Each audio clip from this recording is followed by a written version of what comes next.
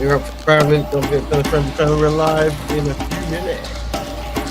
Jam-packed some fantastic show today. Let's go. All right.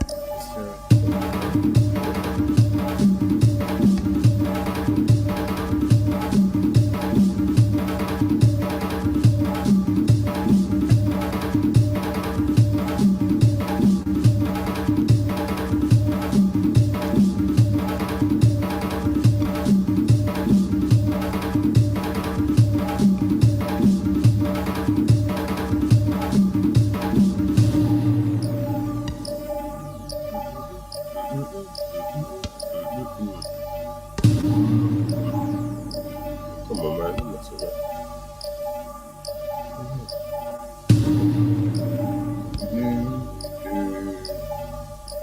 All right. Let's get started.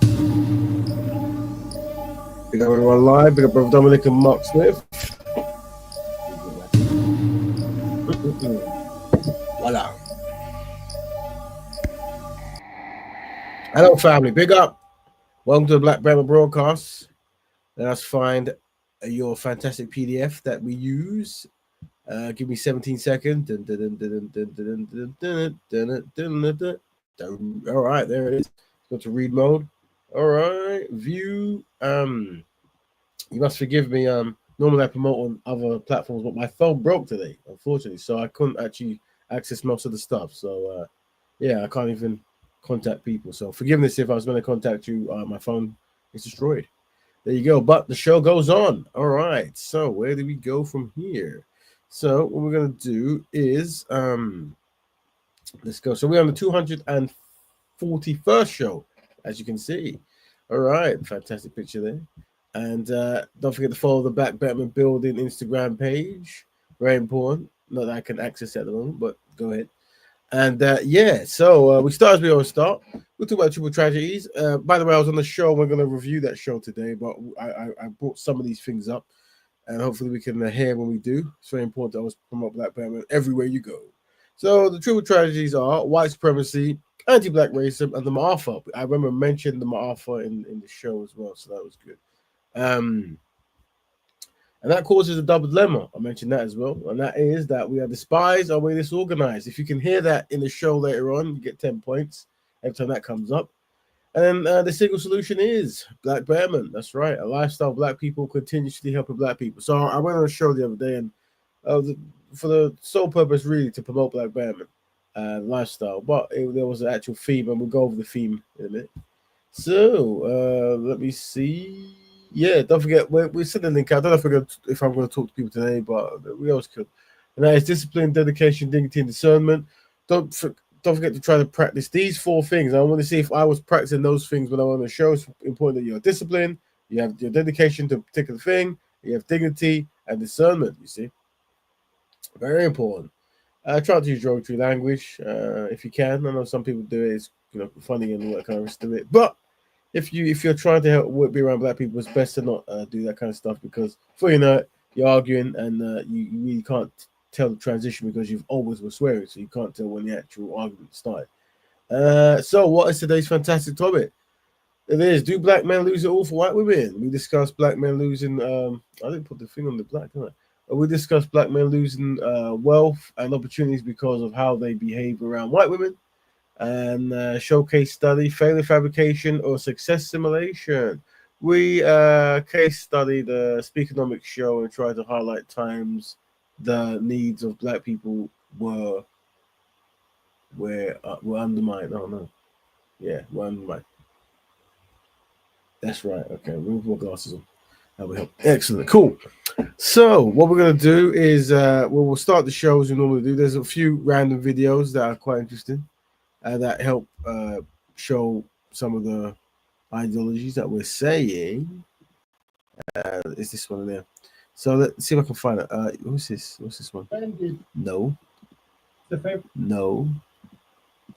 Where is it? Oh, let me actually. I'm just gonna rename this O2 so I can see it. Come on, O2, and then destroy all that stuff that you don't need. You don't need it. All right, and Where is that one? There we go. This we'll start with this one. So while you guys get ready, we'll just have a bit of history and stuff. So it's good to see history. This is not history. So this is this is connects to there's an Asian lady. I think she might be on drugs though, to be honest. No, that excuse her. But it ties into what we're saying. Not being kind around black people. I'm sitting here going. Forgive the N word, but we're using it as a case study. Into the parking lot asking if you good. Bitch, you been staring at me. Forget the swearing. I'm sorry about that. I don't give a fuck. I don't get out of my face, you fucking. Anyway, I should have believed that, but I never had time because I was doing a lot of work today. But yeah, so that's that Asian from. It looks like Indian background. I think there's some other videos of this woman taking hard drugs, and even though she's saying horrible things, we shouldn't be doing that kind of stuff. It might contribute to her not being able to control her racist outbreak. Who knows? But I had another Asian one as well. What? Asian. Not that one. Where's the Asian? Black captain, do that? Nope. So nope. Where is it? Hold on. Oh, there it is. Very poor quality, but there you go. Have such a low social status that you simply can't be seen in public with them and still expect to have any respect. Time to help him try to go to the barber shop. That's how the American barber know he not the full-blood Chinese. They say don't cut no nigger hair. They put that way. Civil rights movement helped the Chinese to attain certain status among the white world, more or less. Whereas we didn't have anything gained in the black world because they didn't have nothing for us to step into. Well, we didn't march. Is that what you mean? Why didn't we get out and march? And well, I guess the best answer is that I'm a coward. See, my people, they think that blacks shouldn't belong with Chinese people. My people want me to marry someone of my own color so that, we'll have our own color because of the blood. You shouldn't mix the blood up. I don't have anything against you. I don't have anything against any color. And I was raised around black people. I'm not going to turn against black people because my people told me not to. I have my own life to live. We're considered colored, but considered Chinese because we only had Chinese. My father met my mother. It was right after the slaves was emancipated in the South. I don't think that they will marry black, my children. Personally, I think that Chinese people tend to... you put me on the spot. This Chinese girl told me that she doesn't trust them. She don't like black kids. She said they don't go with her color because they think they'll steal things and they'll rob people, kidnap and all that. But I don't think like that. I just think like any colored people's my friend, just as long as they get along with me. Yeah, so this is a documentary about Asian community. Looks like 70s or maybe slightly after. It might be 90s, because who knows? But probably not. I don't know. But yeah. It just unfortunately, it shows that many Asian groups do distance themselves from black people. Up mobility and that kind of stuff. But collectively, black people have no friends, and this actually ties into the topic that we were talking about before about black people always really wanting to forgive and be around other groups, even though other groups have their own kind of agendas of what they've got going on. Shall we start the show? Maybe we start the show. Yeah, we'll start the show, I think. All right, let's go to Leo. Tell a friend, we're live. This is, hold on. Where's the forgive this, please? All right. So, where are we? We're here.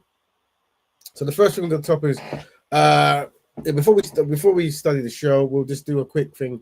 Do black men lose it all for white women? We discussed black men losing wealth opportunities because how they behave around white women. So let me show you there's always a topic of this nature. The same thing happens quite a lot, but let's see what motivated it. There's a very famous sports presenter, and he made a video about something not too long ago. There we go. Let's say this. For the colleagues, I want to speak to you directly and from the heart. This is a shakedown. I'm going to be open, transparent, and defend myself because this isn't right. This is all being orchestrated by Tony Busby, who has targeted Jay-Z. Tony Busby targets black men, and I believe he's going to release a 30-second clip of a sex tape that tries to make me look guilty and play into every stereotype you could possibly imagine. That video should actually be 10 minutes or so. Hey Tony, instead of releasing your edit, put the whole video out. I don't have it, or I would myself. You know what happened, and you're trying to manipulate the media. The encounter in question took place during the day at her invitation, and now that appears to be a deliberate setup, coordinated by Gabby, also known as Carly on OnlyFans. Gabby and Tony Busby want $50 million. What they're getting is sued for defamation and trying to take me down. My career is all about real talk and honesty. I know my family and fans know exactly what this is about. And I'm going to be out there telling you whatever I need to say, just like I always do. I love all you guys. Thanks. All right, so that's Shannon Sharp. I know he played American, very, very talented, and I think he hosted some shows afterwards, like the sports shows on the same channels, and I think he went kind of solo on his YouTube, and then he started blowing up, and I think he's been offered quite a bit of money. There's a few artists, football players, whatever, who are getting these kind of deals, quite high deals, and he's one of them. But as he's got this deal from some reason, he's someone who, a backstory. I think he's been married twice, both to white women. He's had some issues with white women, or some issues, whatever it was, or maybe one left him, took his money or something, and then he had some incident of some live streaming fiasco that something happened. So, but he's a person who you probably never will see him with a black woman, or whatever, and we covered him, and I think people like that we should really do a deep dive on. I tried to do it in the show that's going to follow this, but yeah, it's a deep dive. But anyway, what's happened? He's obviously gone to a young OnlyFans model, and whatever kind of behavior they get up to in their spare time, whatever. And she's obviously used it allegedly one way, and used it to go to, I think, Bixby, I think his name is. This is the guy who allegedly also tried to get Jay-Z and some others. And they're trying to apparently, ask him for money or something's going to happen. So he's saying. But I think, despite whether it's true or not true, a lot of the sponsorship deals are stopping him. He isn't getting any support. He's losing the money, wherever it is, because of it. And people are saying, you're old enough match. She's a young enough person. Also, how, the kind of career she's in, and why would you, fall for that stuff. Let's see if there's any responses. If it's so that's 2A. What's any responses? What's this one? Oh, so I don't want to play. Is that no? I won't play that one. What we got a decent one? Shannon. Oh yeah, let's see what the lawyer says. So if he says anything that's a bit abrupt, right? 3 problems in his lawsuit.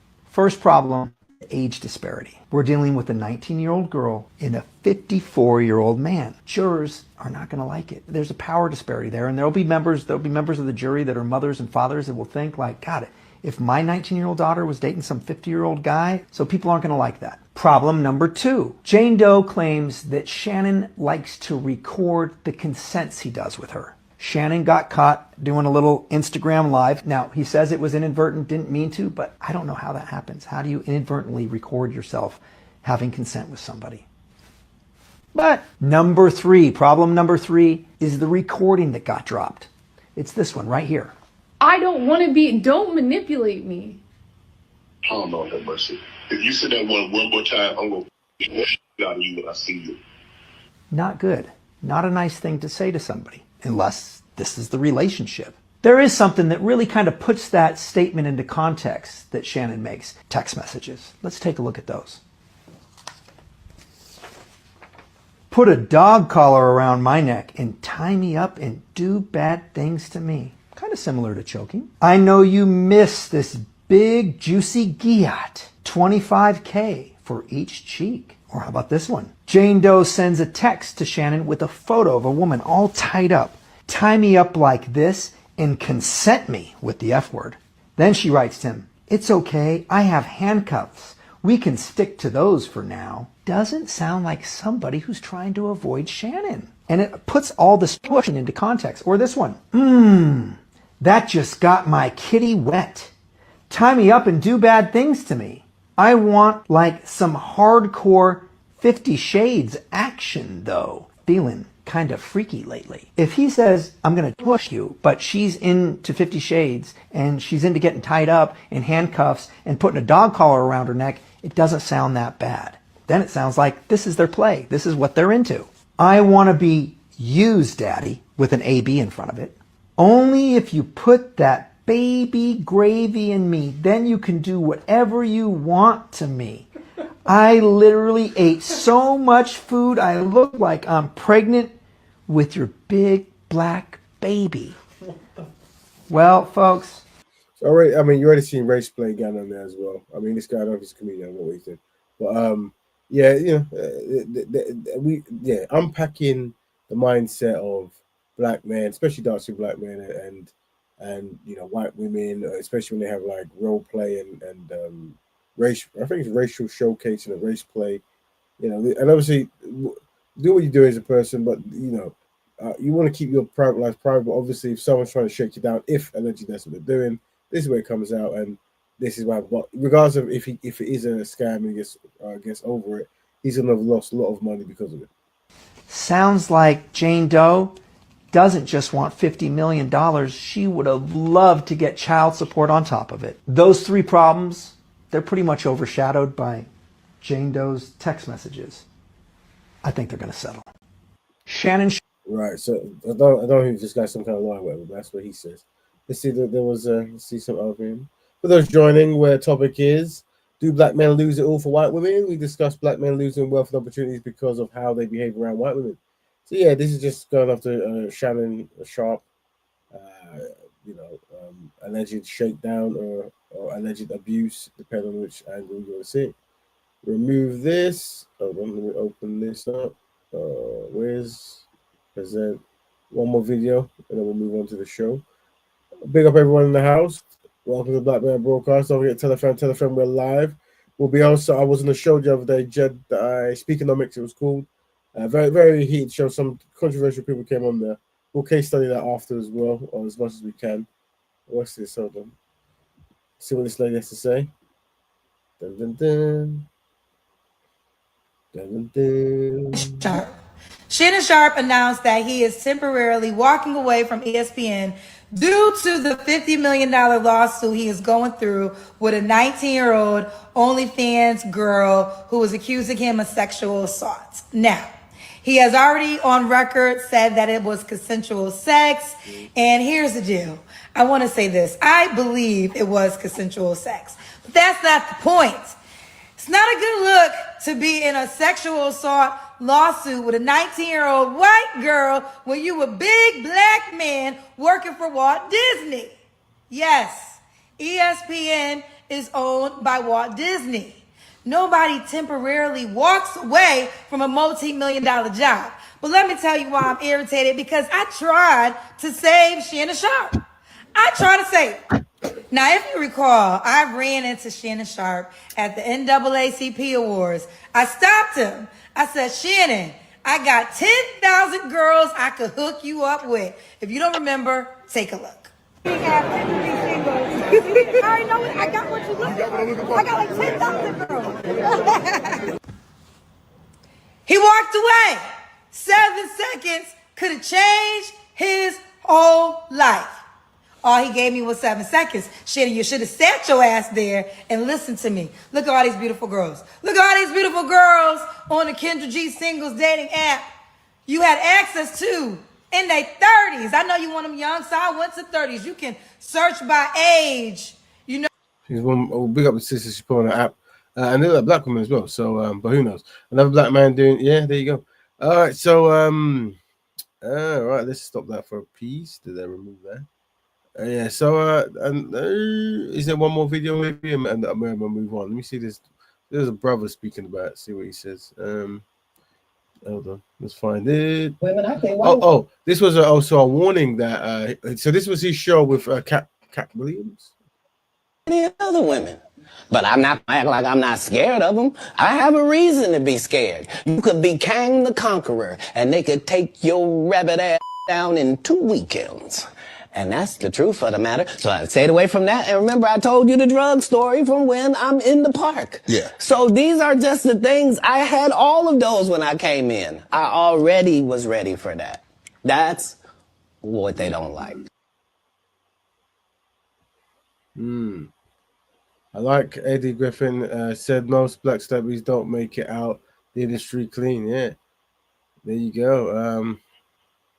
This is the one more video, then we'll move on to the case study. Let's see. No, that one. Justin Boone, it seems like everybody's. Yeah, this is the last one. Let's see what this brother say. Then we'll move on. And Sharp and that white girl filing a sexual assault lawsuit for $50 million. $50 million? $50 million? I ain't never seen a trauma worth $50 million. They ain't even offered nobody $50 million worth of reparations for slavery. I'm not here to divide or stir up racial debates, but the truth of history in the present is the truth of history in the present. And we often talk about the white man as if white women have historically sat back and been angels the whole time. Historically and today. White women's fake tears hold a lot of power. Not too long ago, we saw Jonathan Majors running full speed away from a white woman for his own safety on camera. I'm guilty. Brothers, I get it. They going to the gym now too. They eating rice and cabbage and cornbread now too. They got hips and curves now too. But you gotta understand something. The ugly truth is there's still a power imbalance every time you deal with a white woman. It's like being around a person with a gun. They may not choose to use it, but it's in your best interest to know that they can. And fellas, the street's dangerous. You take a risk anytime you deal with a new woman. In the hood, they set you up and rob you.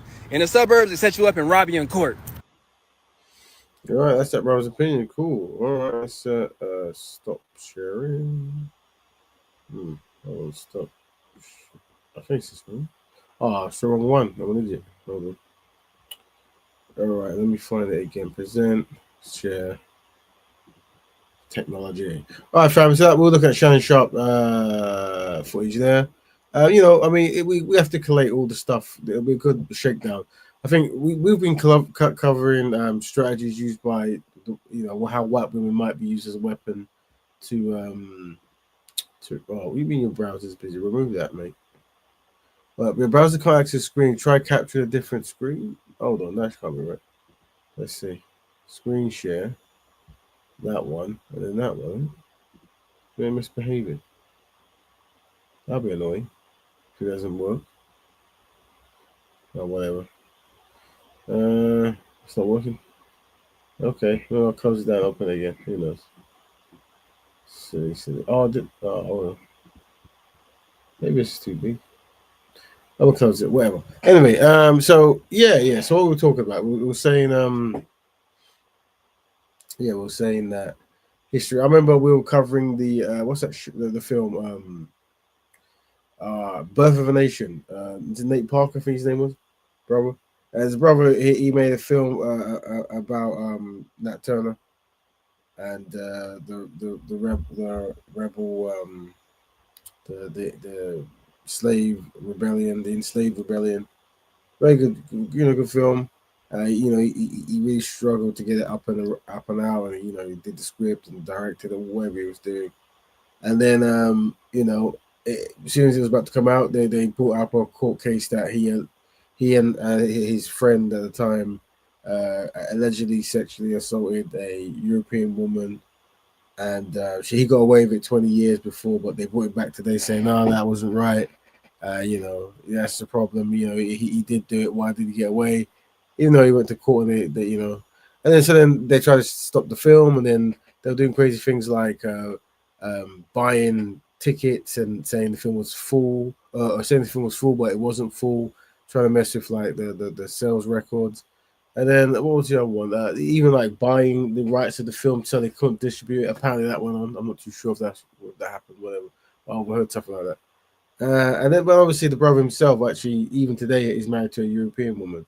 So it seems no matter what happens, there's always that kind of connection to European women too. But yeah, it's a shame. Let's what we're gonna do now is let me stop talking about that, because I'm hoping. Remove this, please. Yeah. We're gonna now do a case study of, and I don't know why. I'm just gonna try one more time to just see if my PDF, how big? 6 megabytes. That's not that big. It shouldn't matter. You know, sometimes this machine acts how it wants when it wants. Yep, share screen. Share screen is easiest with 2 monitors. Okay, well I've got 2 monitors, and that shouldn't be a problem. Share screen. Is it working? Please say it works. Nah, it ain't gonna work. It's gonna say, oh, it works. Look at that. Maybe I need to make sure I can press it next time. All right, so where are we? Let's find the fantastic name of the show. There we go. Show case study, failure fabrication, success simulation. Yeah, so let me break down. So failure fabrication. So a lot of things happen in this show. Well, a few things, but seems to happen a lot, was failure fabrication and success simulation. So what breakdown of that means is you tend to find that whenever you're trying to promote Black people doing something constructive with each other, our group, you get someone either within the community, out of the community, saying, "Oh, well, you know, what if a Black man robbed a bank, or what if a Black man, went to jail and a white man helped him, but the Black man tried to kill him?" That shows you that Black people should help white people, or whatever. So what they give you like a success simulation of a white scenario, and then a failure fabrication of a Black scenario. This is something I see consistently, and this happened on the show I was on non-stop, really. But it's just good to know what it is. There was many things that were on the show, but that was one thing I pulled out. But we'll do some case study. So my backstory: there's a brother called Jedi I used to debate with in Speaker's Corner many moons ago. Very intelligent, polarizing brother, and he's got his own podcast called Speakenomix, and he texted me or messaged me saying something like, "Oh, could you come on the show to talk about identity?" And I knew that's, knowing him, but it's going to be more than that. I said, "What is it really about?" He goes, "Oh, well, I want to ask a question about dating Black white women." And I thought so, sure. And, I don't know if he said he might have guessed, but the 2 guests he brought on, I've seen on the internet. They usually go,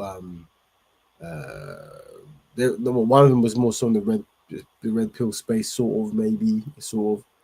I don't know if she would identify as that, but she was definitely in the space. And both of them identify as mixed, and they have their perspective of being mixed Black or whatever it is, and how that has affected them negatively in the world and this kind of stuff. So yeah, it was about identity and none of that good stuff, whatever. So let's see if we can case study the show. It was, it's a 2-hour show. I won't do all of it, but I'll literally we'll do some, and then now I should tell you what I was trying to do as well. We tried to make our way into the Whippers, but yeah, she did. Yeah, and that's where a lot of money seems to be, apparently. And okay, so let's see if this plays. There we go. Big up, Joe. Don't forget, I'll put the link to the show in there so you can.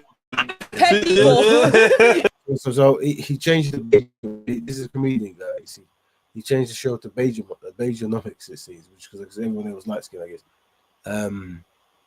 Where's his link? So he's a very controversial person. There we go. There it is. I'll put the link there so you guys can follow his page and see what he does. He's a person who he's got a lot. He'll do things. One week will be very conscious. 1 week will be very comical based or whatever it is. So he has diverse differences. So let's see. I might skip a bit, but let's see. This is the intro of who people are. So Rap Raven, big up Brother Jedi. And when we go back, we used to debate a lot of Speaker's Corner. So it's good to have a nice catch up on that. Yes. That's what it is. Man like Raven, Black Betterment's general. There you go. Yeah? Ambassador. Mm-hmm. She called herself the light skin ambassador in my DMs. When did I say that? Raven Definitely. is the Black Betterment ambassador, and we have. I'm just a beige guy, man. I'm just a beige guy. Beige ambassador. I feel like I'm going to be quiet. I feel like I'm going to be more like just a bridge here. I don't feel like, because I'm not as passionate about this as I think you two are. So I feel like I'm going to be like an assistant co-host or something. Okay, cool. Because you're cool with it. Me, I'm ready. I've been dying to talk about what I need to talk about. So yeah, that's what I said. Spicy. So, I mean, first and foremost, I feel like there's been some conversations around racial identity, identity politics, you might want to call it. And I thought to myself, how can we facilitate a good conversation? Me and Raven had some exchanges on a post that I made. A post basically is a post that I've got that's gone viral. I don't know, it's close to 250,000 or 500,000 views on it. Big up yourself. Look who's back. I know, we got Tony back. Tony Rowe is back. He can't. I think this is some kind of porn thing or whatever. Like, this is the kind of stuff they show on their thing, whatever. But they were showing some kind of family do porn or whatever. I don't know what it is. And I think part of the racial role playing of hiring a black man to be intimate with, I assume the wife. You never know these days, but I assume the wife. And obviously, there's a history in this. There's a history of the kind of stuff. Not that I really care. Porn people do what you're doing, whatever. But I think I made a comment about, unfortunately, and this is a bigger context, whatever. Black men haven't recovered from being conquered by white men, and a lot of the actions we do is testimony to that. Can't keep him away, can we? Definitely roping him into it. I know. He just can't stay away. He loves a bit of summer.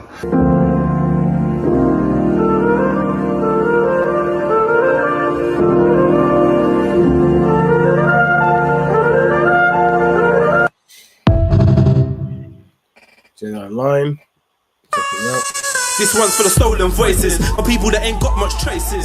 Trapped in the belly of the beast. Everywhere is beef and there's never ever. He's also a musician as well. I'm hoping it shouldn't copyright off. Peace. Every day is peak and I never get to speak. Living in the Elmos, never get to see. Sitting in a cell, feeling like you're never gonna leave, but you can't sleep because you got beef with the brother underneath in the bunk. Man, the truth in my speech is abundant. I don't need a reason to keep it 100. The government declared the war on the man. So they sing the song, it's a glorious anthem to rep for the group that is normally abandoned. The poor is ignored when they're stranded. From Lagos to Kingston, Nori to Camden, against all odds, of course we are champions. I'm the voice of Trayvon, I'm the voice of Stephen Lawrence, I'm the voice of Tupac, with no fuck life engraved on my stomach. Big up his music, we'll skip past it, but it's really good. Just go check him out. He's rapping and go by his album, blah blah blah. Good stuff. There you go. And Summer's the chick, right? And then like Tony's all up on Summer. Tony's a young black man, and there's a lot of comments on it, like, this is post-traumatic slave syndrome, him sleeping with the white thing or being used as like some kind of buck by the white couple. Other people just like, yeah, it is what it is, choice is choice. And some good conversations was coming from it. And I said to Raven, like, we should probably like do a pod on this. And he was like, yeah man, let's chop it up. So a couple months later, maybe 2 months later, we're here. We finally synchronized our calendars and we're gonna like talk about some of these things, do you know what I mean? But first and foremost, I mean, let me ask Raven, man, and like, don't be intimidated by the sea of beige around you. Because I've got you. You get me? It's the sea of beige, right? But is he not beige? Include yourself. So talk your talk. No, this is like you two are mixed race. Okay. And brother Raven is black, like me. Are your parents both dark skinned? Well, one's light skinned, one's black, but all my grandparents are black and all my great grandparents are black. So one of your parents came out lighter, even though he has two dark parents. Yeah, that's a phenomenon that people don't really know, that a light skinned person can produce a light skinned person with a darker skinned person. Yeah, no, that's facts. I mean, even though I'm mixed race, there's a lot of variation of color within my siblings as well. Okay, cool, nice. So let's start with the elephant in the room, yes, so to speak. Not to say there was one, but let's start with your views, Raven, on the pros and cons of interracial relationships. So I think for me, before I always talk, because usually when I talk, because Jenna will know this, because we've been adversaries in debates. Yeah. I always have to have a context, because context matters. Yeah. So this is an overall question. People could do what they want, right? Yeah. But with a context, the context someone was saying is, what activities can black people do that benefits black progression, right? So at the start of that, it's like, well, having a constructive family, right? But then it's like, okay, well then, if you're picking a partner, are they from the same cultural group, a community group? That's beneficial. So if you're asking like the pros of, you're saying the pros of what, interracial relationships. I think it's the pros as in the basic ones, like you're a free person, and with your freedom, your perceived freedom, there's no rules saying what you can and can't do if you're in your bedroom or your marriage and your wealth. That's pro, as in, because the thing is, if you try to tell someone not to do something, that's going to make them want to do it even more, right? Right. So that's the pros. Yeah, the problematic thing from a black... So the pros are exercising your freedom. You got, as in, you live in a place where you can do what you want when you want. As in, you can marry who you want, and there's no law saying that we're going to arrest you. So that makes interracial relationships a pro? That's a pro of that. That's a pro of that. I wouldn't say that makes it a pro. What's the opposite of freedom? As in like. Wouldn't that be like slavery? Yeah, as in like you're limiting someone's choice. They don't have the freedom to make choice. Oppression. Like arranged marriage, forced marriage. It's anti-oppression then. I guess if you want to put it that way, maybe. As well. Yeah, as in, yeah. So the thing is like this, right? I think there's a value in people being able to pick who they want to marry, but once that value's there, once that rule set is there, then it's okay. What you have people who have ideas of what the best type of marriage is for their community, and you express that. Listen, the big problem when it comes to race and culture is that people think that race and culture are the same thing. Or so, Robert says we've seen this behavior and tactics before.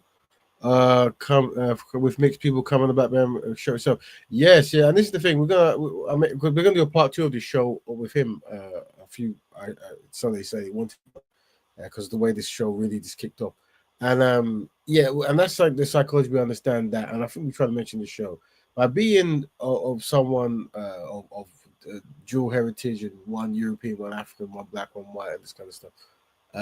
Sometimes that can really cause you to, in some way, have a self-sabotaging outlook on Black Betterment. And with this particular sister, she it's really kind of flipped. It seems that she really is a kind of like European apologist when it comes to like the things that Europeans have done and whether they should pay reparations, this kind of stuff. And you know, I don't know if that's her actual. It might be her view, or if she's trying to be polarizing and different. And obviously she doesn't claim to be black, and her reason she doesn't claim to be black is her. She has many arguments with black women historically, and we try to unpack that here as well. But let's listen to whatever she's going to say. Or that culture is only affected or impacted by race. It has nothing to do with that. And the reason why I can say this is because, yes, my mom is white, but one thing she does a lot is she does not. I don't say because we all repeat ourselves, but she kind of goes in like a kind of circle of talking about the same thing. And for me, just so you know, there was a certain point in this meeting where, remember, I said it in the meeting, I always split meetings into 2 types of meetings. There's the traumatic meeting and the tactical meeting. And when someone starts saying me, and they start giving like stories of pain and past and that kind of stuff. Oopsie. Oh, sorry about that. Yeah. Oh, sorry, I'll call back. Yeah, let me just play it on mute. Hold on. she's Angolan. So culturally, she's African. She is. When I see some people walking around here in England, sometimes I'm like, bro, my mum is actually quote unquote more African than you. And I'll explain to you why. From the values and morals she upholds, from the way she educated us, from the way that she lives her life, from the way that she speaks, the way that she dances, the way that she cooks, everything about her is Angolan. Yes. I learned. Listen, my mom learned to dance when she was young. She dances all the traditional dances. She speaks some of the traditional languages because culturally, although she's racially white, culturally she is Angolan. So it doesn't really come down to so much the race. It really comes down to the cultural compatibility. Because I'm mixed race, but I can't say to you that I'm like half Portuguese, half Angolan. No, I'm only Portuguese by birth because I was born there. But even in Portugal, my mom stood out because she didn't speak like the Portuguese people. She had never been in Portugal before. She was not born there. Portugal is not her land, even though her ancestors were. So her being with a black man didn't take away from him his Angolanness. He didn't dilute his African pride. Didn't do nothing. What do you think? Do you think Dinava's mum is African? Like from what she described? No. I think she's culturally African, but I wouldn't say that she's a African person in that sense, as in she's ethnically or racially. Yes, that's correct. African, right? And once again, that's the freedoms we're talking about. But I always ask this question because I make it very particular. I'm talking about black people, and so I have to start with the shock.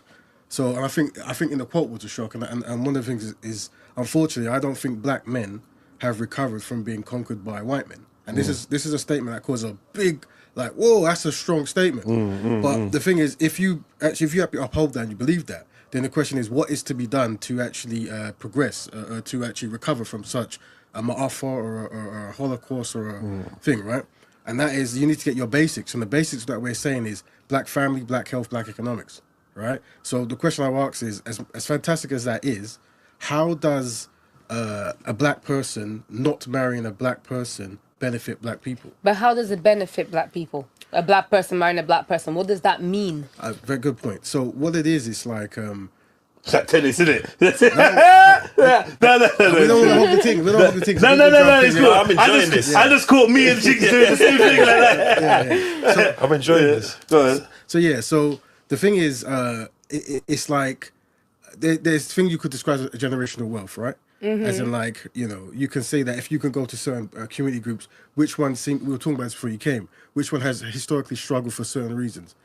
No matter which line you go in, when you just stay back for a few minutes or a few months or a few years and you rattle things up, you realize, unfortunately, people who are identified as black, who are viewed as black or identify as black, seem to be somewhere at the bottom, while people who are close to identify as maybe European, white, Arab, whatever, go close to the top.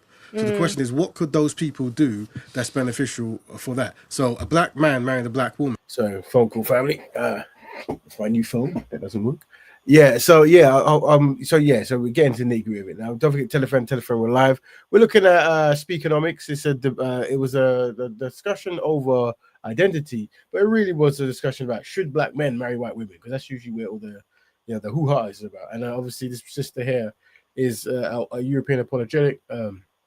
Comes from a mixed union, and she has a lot to say, and we're going to see what she's saying. But I think I was saying before my phone rang was we split conversations into traumatic meetings or tactical meetings, and very early on you see there's more of a traumatic meeting where someone is saying me, and not we. But let's carry on listening.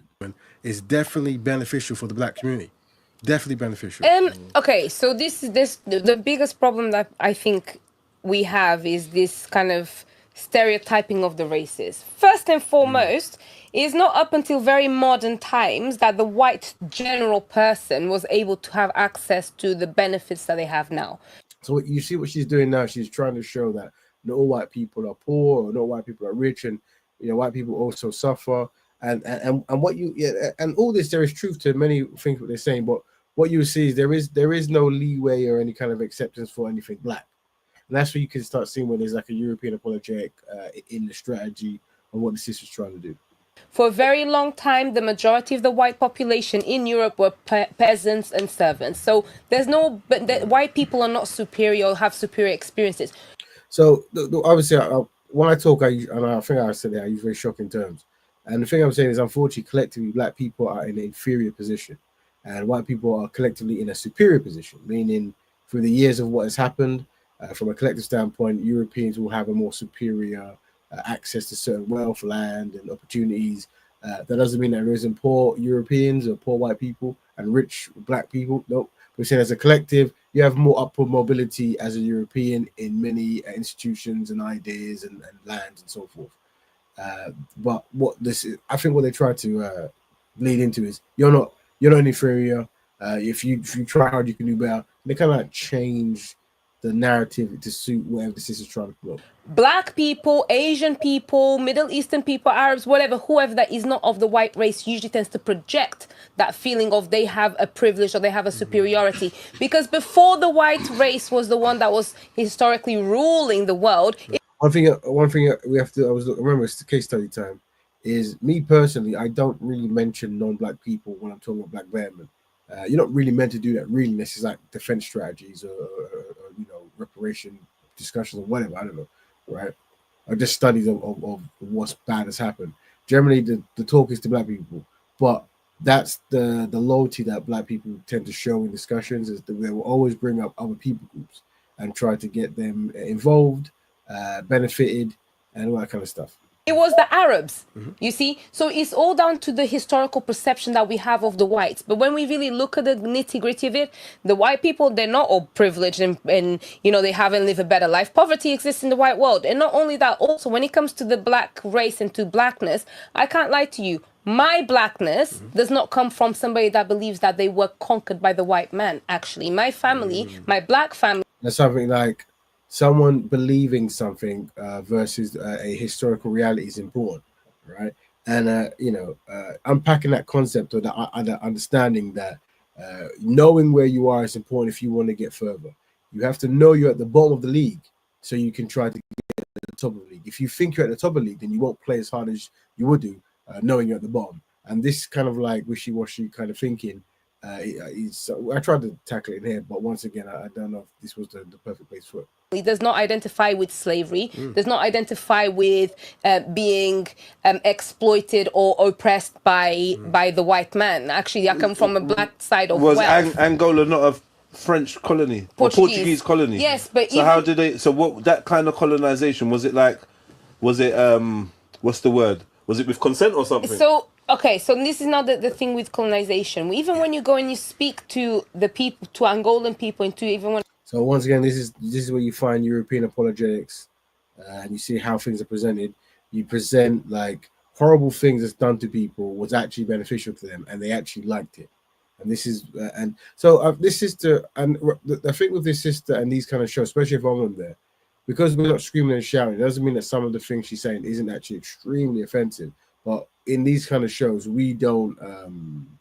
It isn't necessary to just go, I'm offended, you're offended. And the brothers and sisters on this show are well disciplined in not being well, I say that, but to be honest, they're kind of kicked off, not being too triggered by people's opinions or lack of information or agendas or whatever. I speak to my aunties and my uncles and stuff like that. They explained that actually when Angola was colonized, it wasn't a whole thing of like, oh, the white man is here and slavery and this and that. There were people that were treated as servants, but then there were also those who were actually middle and upper class in society. It was just normal, except that you had another country that's come to put in the infrastructure that was meant to make the country grow. And in fact, so once again, another country has come to put an infrastructure to make the country grow.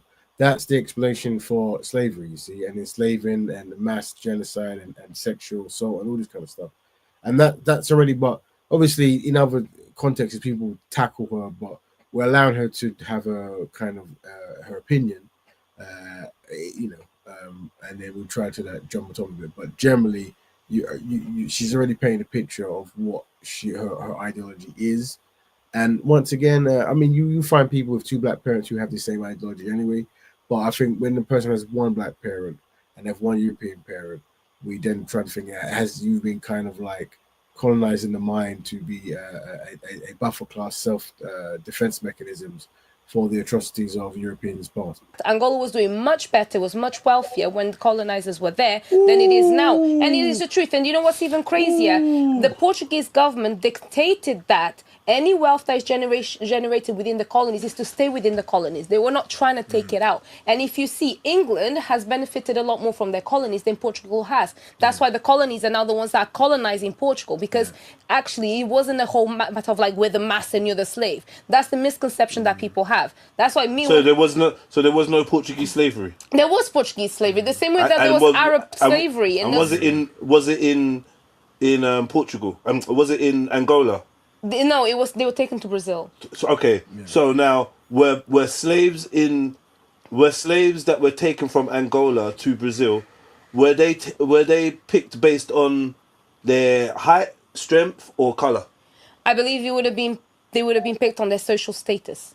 Because there are still families, because this is the thing about slavery. People think that slavery was like, oh, the whites have come to Africa, they see a motherfucking black person, they go pick him and send him to Africa, to America. It is not like that. A lot of the time, these were deals, because even within African slavery already existed. Even you can see now, when you go back home, there are people there that are basically working for free. Servitude is actually something that is normal. But we're not talking about servitude, though, are we? We're talking about slavery. Yes. We're talking about chattel slavery, a specific type of servitude. But slavery already existed. To the person who was a part of the deal, who was at home and then got picked up and taken away, it is that way to them. Yes, and I'm not disputing your point. But it wasn't just the white person, it was the white and the black. All of these things don't happen just because the white people came without any help or support or any kind of like, given this. You know what I mean? The thing is that we've got an answer for this, right? And what you're saying, I can't deny those facts, right?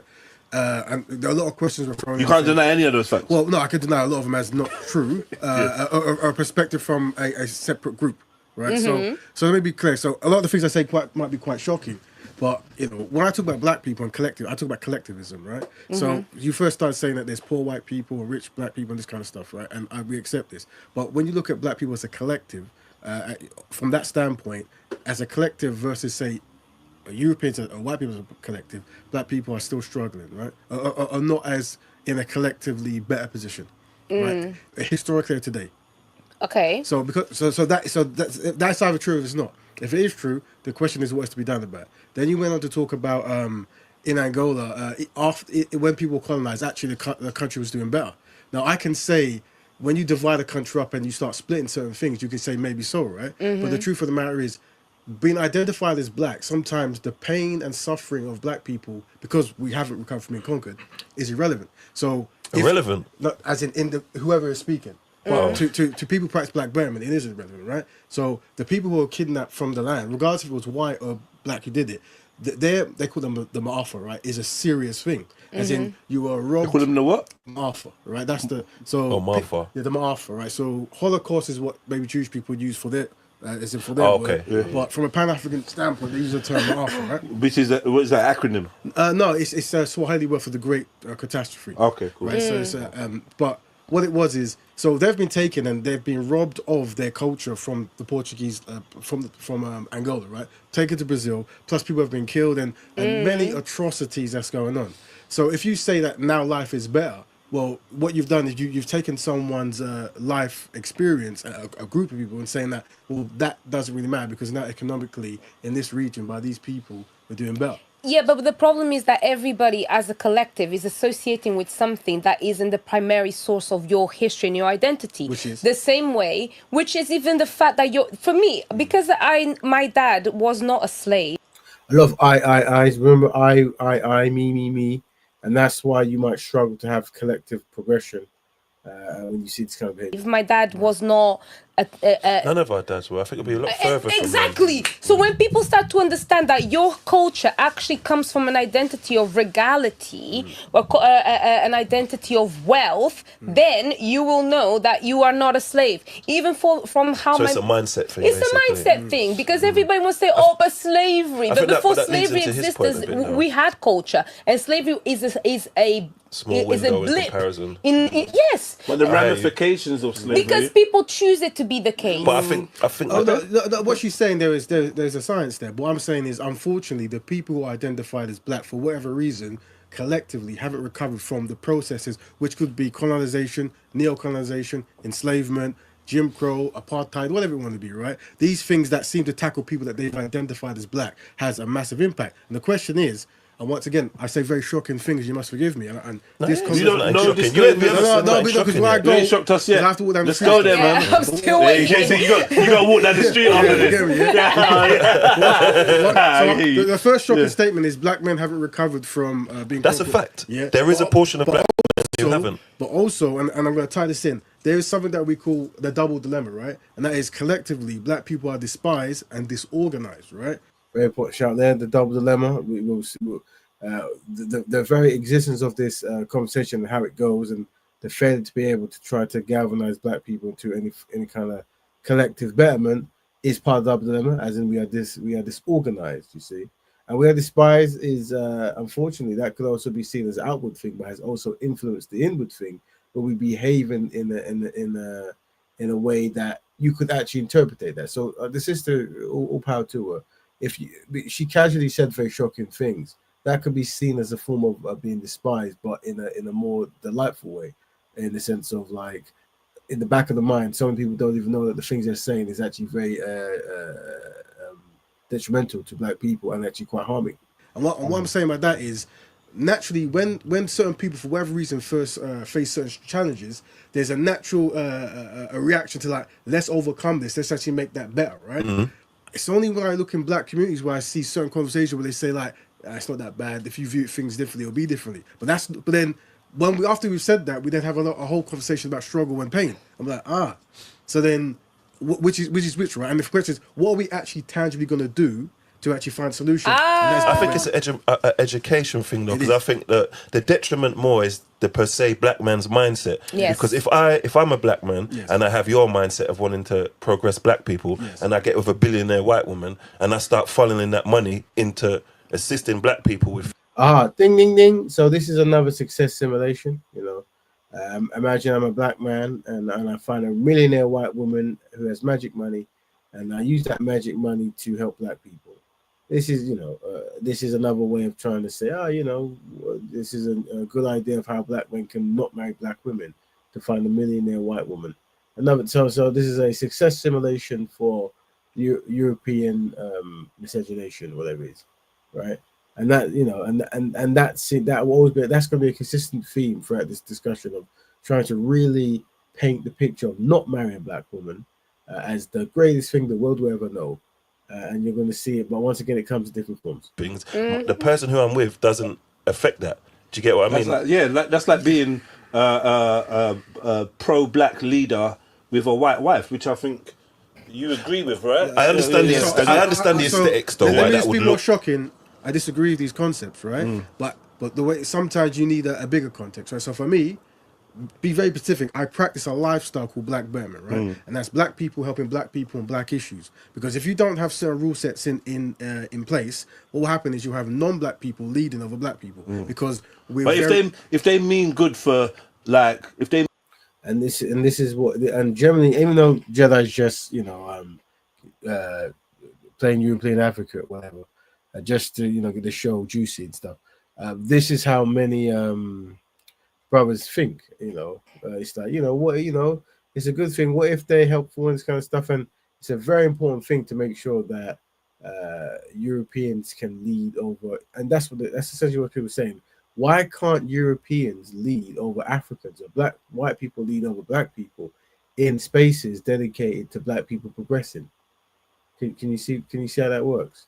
And the reason why I tell people not to get angry, shout, and do backflips is because you need to be able to present it very calmly to say, "Is that what you're saying, family?" For them to say, "Oh no, sir, no." That's what I'm saying. Because if people are shouting and screaming, then the shouting and screaming becomes a topic.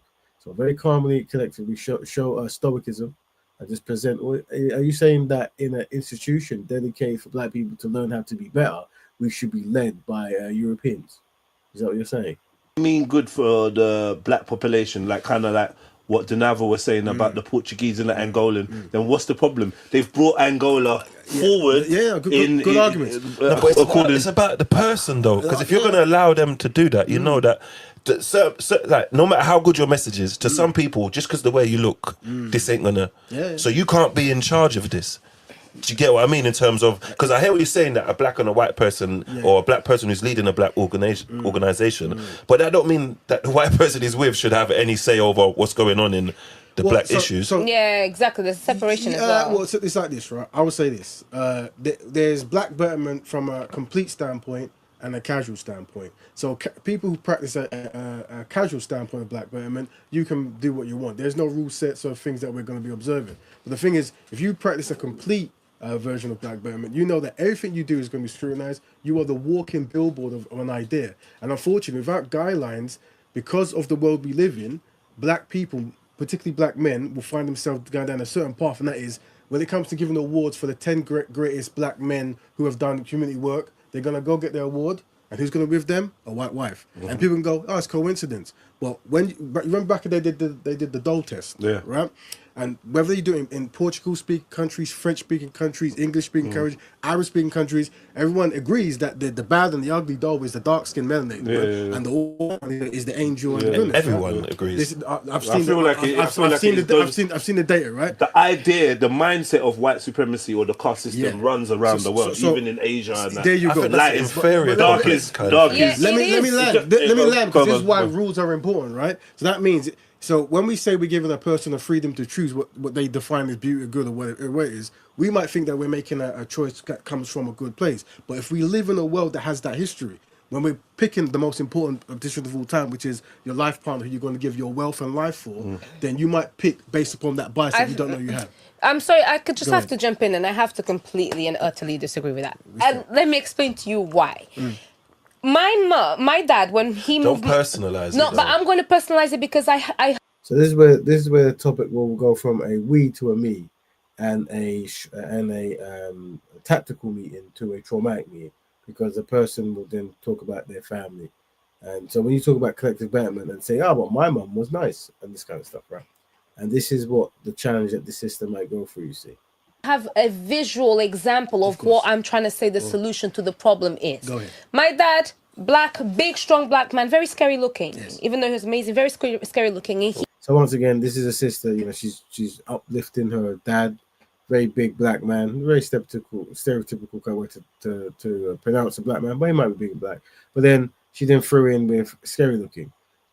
Once again, can you see how she might not understand that she has some kind of conditioning where she's seeing her dad as scary? Would she look at a big white man as scary? I don't know, but she says her dad is scary. Let's carry on, listen. What do you mean by that? Big. Get her. What are you trying to say? So basically, I tell you, my dad was a very intimidating looking person. He looked strong, he looked tough, he had an angry face like a pit bull looking. And I'll tell you what it has to do. Wow. I'll tell you what it has to do. Why that's important. Because when he moved to Portugal, he moved us to a village in the middle of nowhere in Portugal where there's only white people. Now you would expect the reaction to a person that looks like him to be all of this, inferior, this trash, black, this. No, it was complete opposite. It was utter respect and admiration. Well, her story's kind of changed. Like, she then, when she starts going more on a tangent later on, she says, I come from Portugal and everywhere I went was racist. So I don't know, maybe she's picking, or maybe it was a road she lived on. I don't know. But maybe it was convenient for the story. But next time I speak to her, I'll unpack that. Like, what was that about? Why? Because of how my dad carried himself, and that comes down to your substantial identity. My dad never told us that being black has anything to do with slavery. My dad instilled in us the identity of blackness. You're personalizing it, man. But I'll tell because you, when you personalize it's okay. it, you dismiss the factual stuff. I understand that, but it all comes down to the fact that it's your mentality. If you think you're inferior, if you think you're less, if you think people are gonna do this and do that, you're not going to empower yourself because you think, I'm hard done by. But education is important. How you carry yourself is important. But what if you don't think you're inferior, but the ruling class do?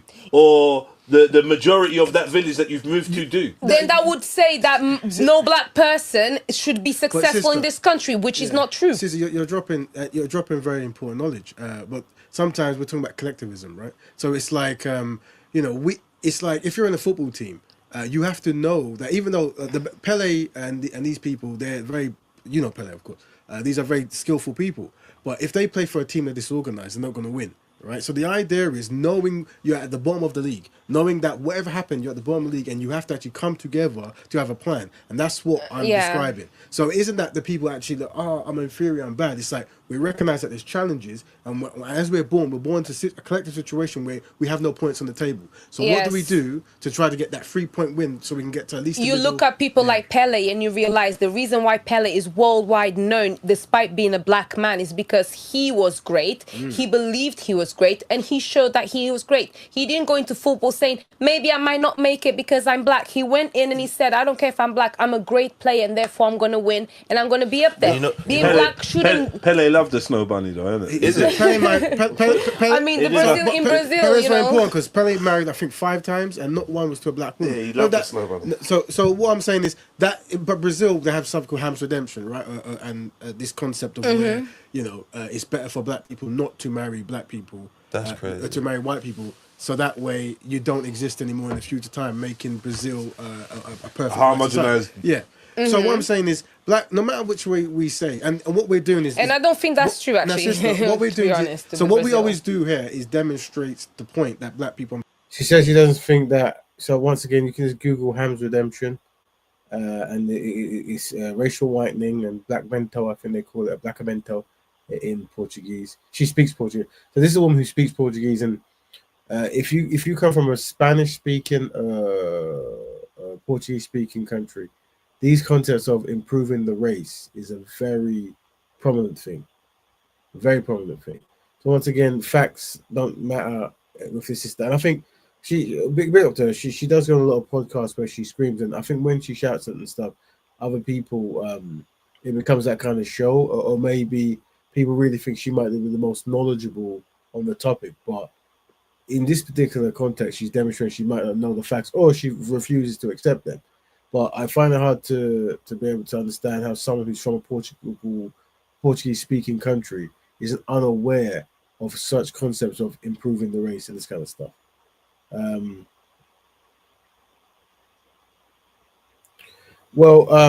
This is Brother Foster jumping in saying you can Google, and Brother Foster is another important brother because he tends to defend the opposite of the black view that we have there. But I suspect he's doing that just for us to really sword sharpen the short sword.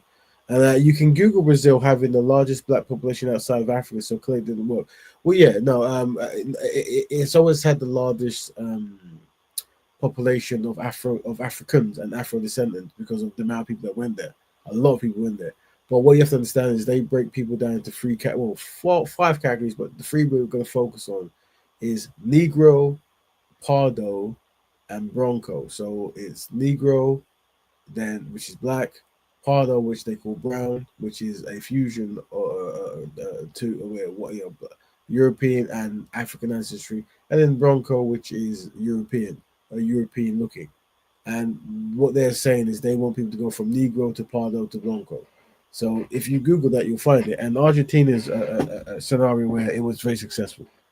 But this is stuff we have to really know, and sadly, either the sister doesn't know or she doesn't want to know. Unfortunately, are collectively inadequate. And that is that's fact. Yeah. So let's break it down. So what it is you're never going to have a time where black people come together to discuss solutions, and we don't bring up marrying outside the group or forgiving outside the group or working in unison. But if you go to other groups, because they're collectively superior, and it's very shocking what I'm saying, but follow me. Superior to who? I'll explain. So collectively, it's like how does a group operate as a collective?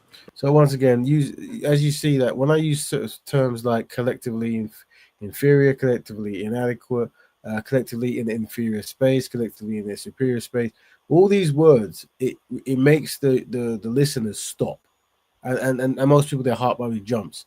Normally these brothers and sisters will jump in if they say this thing, but when you say that, because what you're saying is the group that you belong to that you don't wish to actually do anything for, well, because of this action, we are and because of the action of the people that you're defending, we are collectively in an inferior position, you see, and we're here to try to using those words. Hold on, my thing just stopped. There we go. Yeah, using words like collectively inferior position, that kind of stuff, they will stop. They will listen, and you're saying it's like, oh, hold on, because what happens is, let me tell you the science. When you're talking about black people come together, usually many black people are listening to try to find a combo breaker to stop you from doing it, to interject loving white people, right? Because they paint a picture that everyone is equal, and you got to keep talking about the equality of everyone, and how you demonstrate equalities by giving your wealth to Europeans or loving Europeans, right?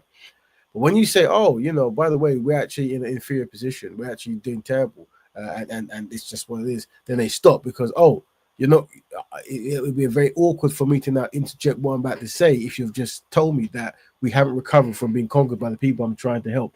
So that's the strategy there, and that's why every time I say it, you get the same response. Right. So how do we organize our resources and do things that's for the collective best image of this particular group? I've seen other meetings, I've seen other discussions, whether you want to spice it out, Arabs or North Africans or Asians or Oriental, whatever term you want to use, when you're for those purposes, black people are not discussed. I can assure you. If black people are discussed, it's like, how can we get rid of them, right? But when it comes to black means, because we've been thoroughly conquered, remember, thoroughly conquered, right? Don't forget to use that word, people, when you're talking. Thoroughly conquered. But the first thing we're going to mention is how can we include other people? So hopefully this is like a paradox comedy, dark comedy, in the sense of what I'm suggesting here is when other people come together, they don't talk about black people and how to benefit black people. But when black people come together, the first thing we do is talk about how to benefit others. And the paradox is that's actually what this conversation is about. Who historically have excluded us, taken from us, and I say, you know what? Maybe you're right. Maybe these other groups love us tremendously, and I say, let's give them a window to do something that we actually asked for. Let's talk about something like reparations. No, we don't talk about that. So we want to join. One thing I remember is being part of.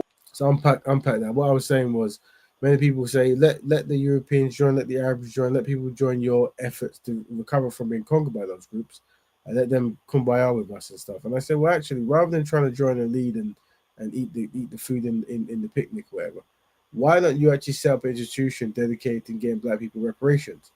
They don't want to do this. This is too much. How dare you? But also on this panel, you'll see people poo-pooing the concept of getting reparations, stop begging handouts. And that's why I'll say I'm not necessarily asking for reparation, even though it's old and it's like something that you give to people that you have destroyed, right? I'm demonstrating to black people that we have no friends, because if they were your friends, they would say, you're right, we have to give you the money that's accrued or owed so you can recover from doing what we did to you, because we recovered from what we did to you because we took all your money. That's why our nations are doing very fine. Organization, a budding young organization, and with really noble intentions, which was to try and highlight and investigate strategies to assist the black youth, in London in terms of the violence. I think that's a more pressing issue than where you throw your willy, right? Personally. But what the brother said was that it's more important that we focus on youth killing each other than who you have intimate, who you marry and stuff. And it's not. It really isn't. They're both very important topics that should be unpacked. Found is a lot of resistance came from other people, and a lot of disruption came from other people. What Jay was talking about, we were together in many groups, but there was one called Gang, I believe, not too long back, and it was basically trying to cater to trying to stop the inner city youths from killing each other. And as soon as we did that, we had a lot of pushback from non-black people. And the funny thing is, we didn't even mention it being, because they didn't do that, it being about a black thing or whatever thing. It was just gang culture, whatever it was. And we got many non-black people trying to sabotage it. Was, and I mean, Jedi, he said this, and I believe him. I won't believe that his stance hasn't changed since I first met him. But him and the other brothers, they were quite university friendly and open. And I was saying, be very wary about that, because a lot of these people that you want, your Wagwan Asians and your Wagwan Arabs and these kind of guys, the way they're moving around this thing, they're going to sabotage it, because there's something they just don't understand, or there's an expectation that they're not getting when they're around us, and they're going to try to sabotage everything you're doing. And that's what they did. Without question, they did it. I'm talking about white, Asian, Arab, North African, you name it. They were doubling down on destroying, progress that the company was trying to do. And they will make their lives about it. They will complain about it. They will, blah blah blah. So Brother Jedi is mentioning that now, and as in he's realized that, just by mentioning you want to do something for the community, you might get sabotaged. We'd be chatting about it. We'd four would be chatting about it, and the white guy would come up, or an Asian guy would come up, or an Arab guy would come up and be like, but why are you not just talking about black youths and rare? And this actually came to blows. Like, there was obviously not everything you see on camera, but certain fights would escalate because of this concept. So it's very, very interesting thing. What about us and rare, or can we get involved, or how can we? And it was almost like I feel like they felt excluded and enraged that you dare to highlight something that maybe you wanted to highlight. It's like you didn't have the right to highlight it. And just to say that I don't see no Indians, or I don't see any of the other people that were also enslaved by the Brits demanding for reparations. What did they do? They just said, so yeah, you see her sister always undermining these concepts. Shit happened. Well, a lot of them got reparations. No, but they did. But sister, got reparations. And this is going to be very shocking, but all I'm trying to demonstrate to people is the double dilemma that black people are despised and disorganized. Right? And point word there, double dilemma. And this demonstrates it, by the way. Right, so when I talk about reparations, is it because I think we need it or deserve it, which I do, but let's say I don't. It's more to demonstrate that collectively black people have no friends. Individually, you're going to have a wonderful brethren, whatever. Wifey, but when it comes whatever, to a collective group, as in if you could go to their land or their place and be, no. So what I'm saying I is, agree. and the exercise I give you to demonstrate is ask white people or the people you want, what's your views on reparations, and they will come together to say no.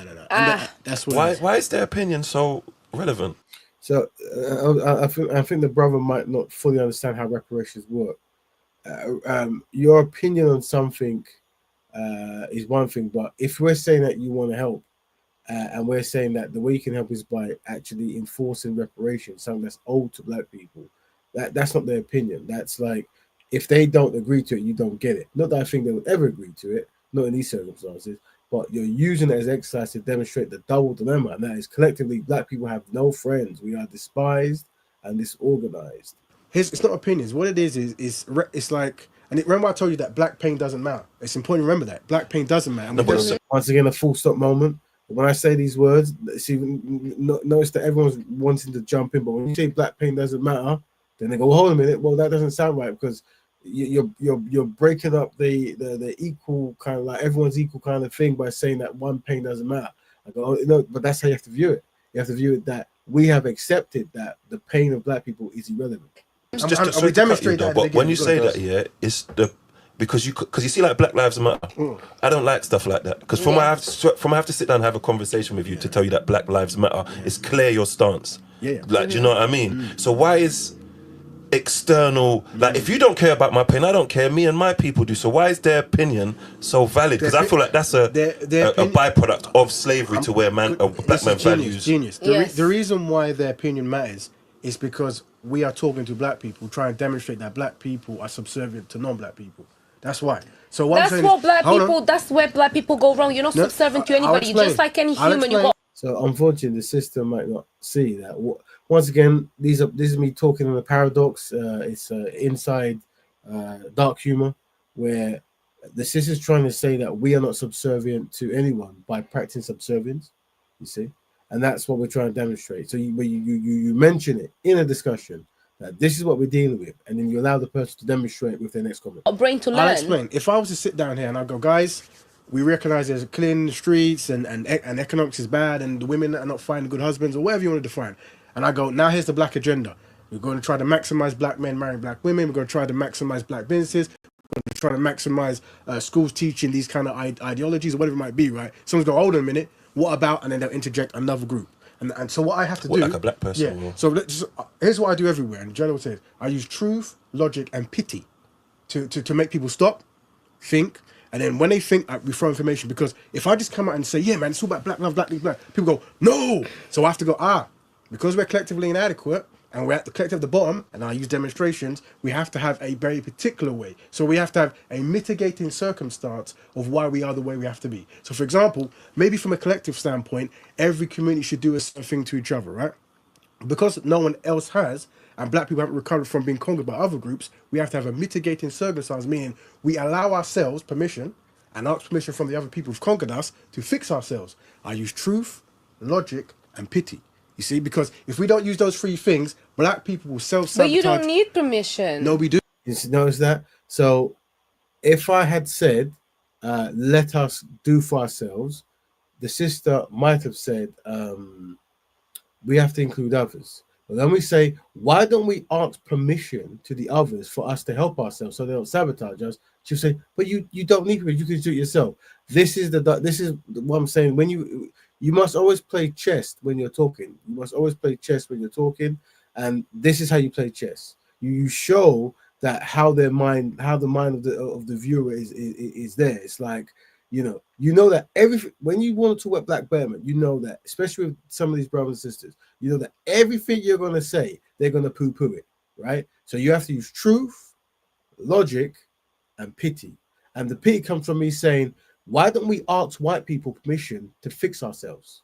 You see? And they go, but you don't have to. You can do it yourself. I think, but then if you say let's fix ourselves, let's include white people. Can you see how the mindset works? Truth, logic, and pity. That's hope you're playing chess with. This is how myself. When it goes to speaker's corner and speaking, this is how you have to set the table. Because if you set any other way, they will sabotage with supreme force. Because of black people. So if remember, I practice a lifestyle. But then that's self-pity, that's self-victimization. Remember, everything has to come from a strategic standpoint, right? I practice a lifestyle meaning black people helping black people on black issues. Black, right? Mm-hmm. So when I'm trying to say things, it's to black people. So I know if I come out and I say black people have to come together, who's going to sabotage it? Black people.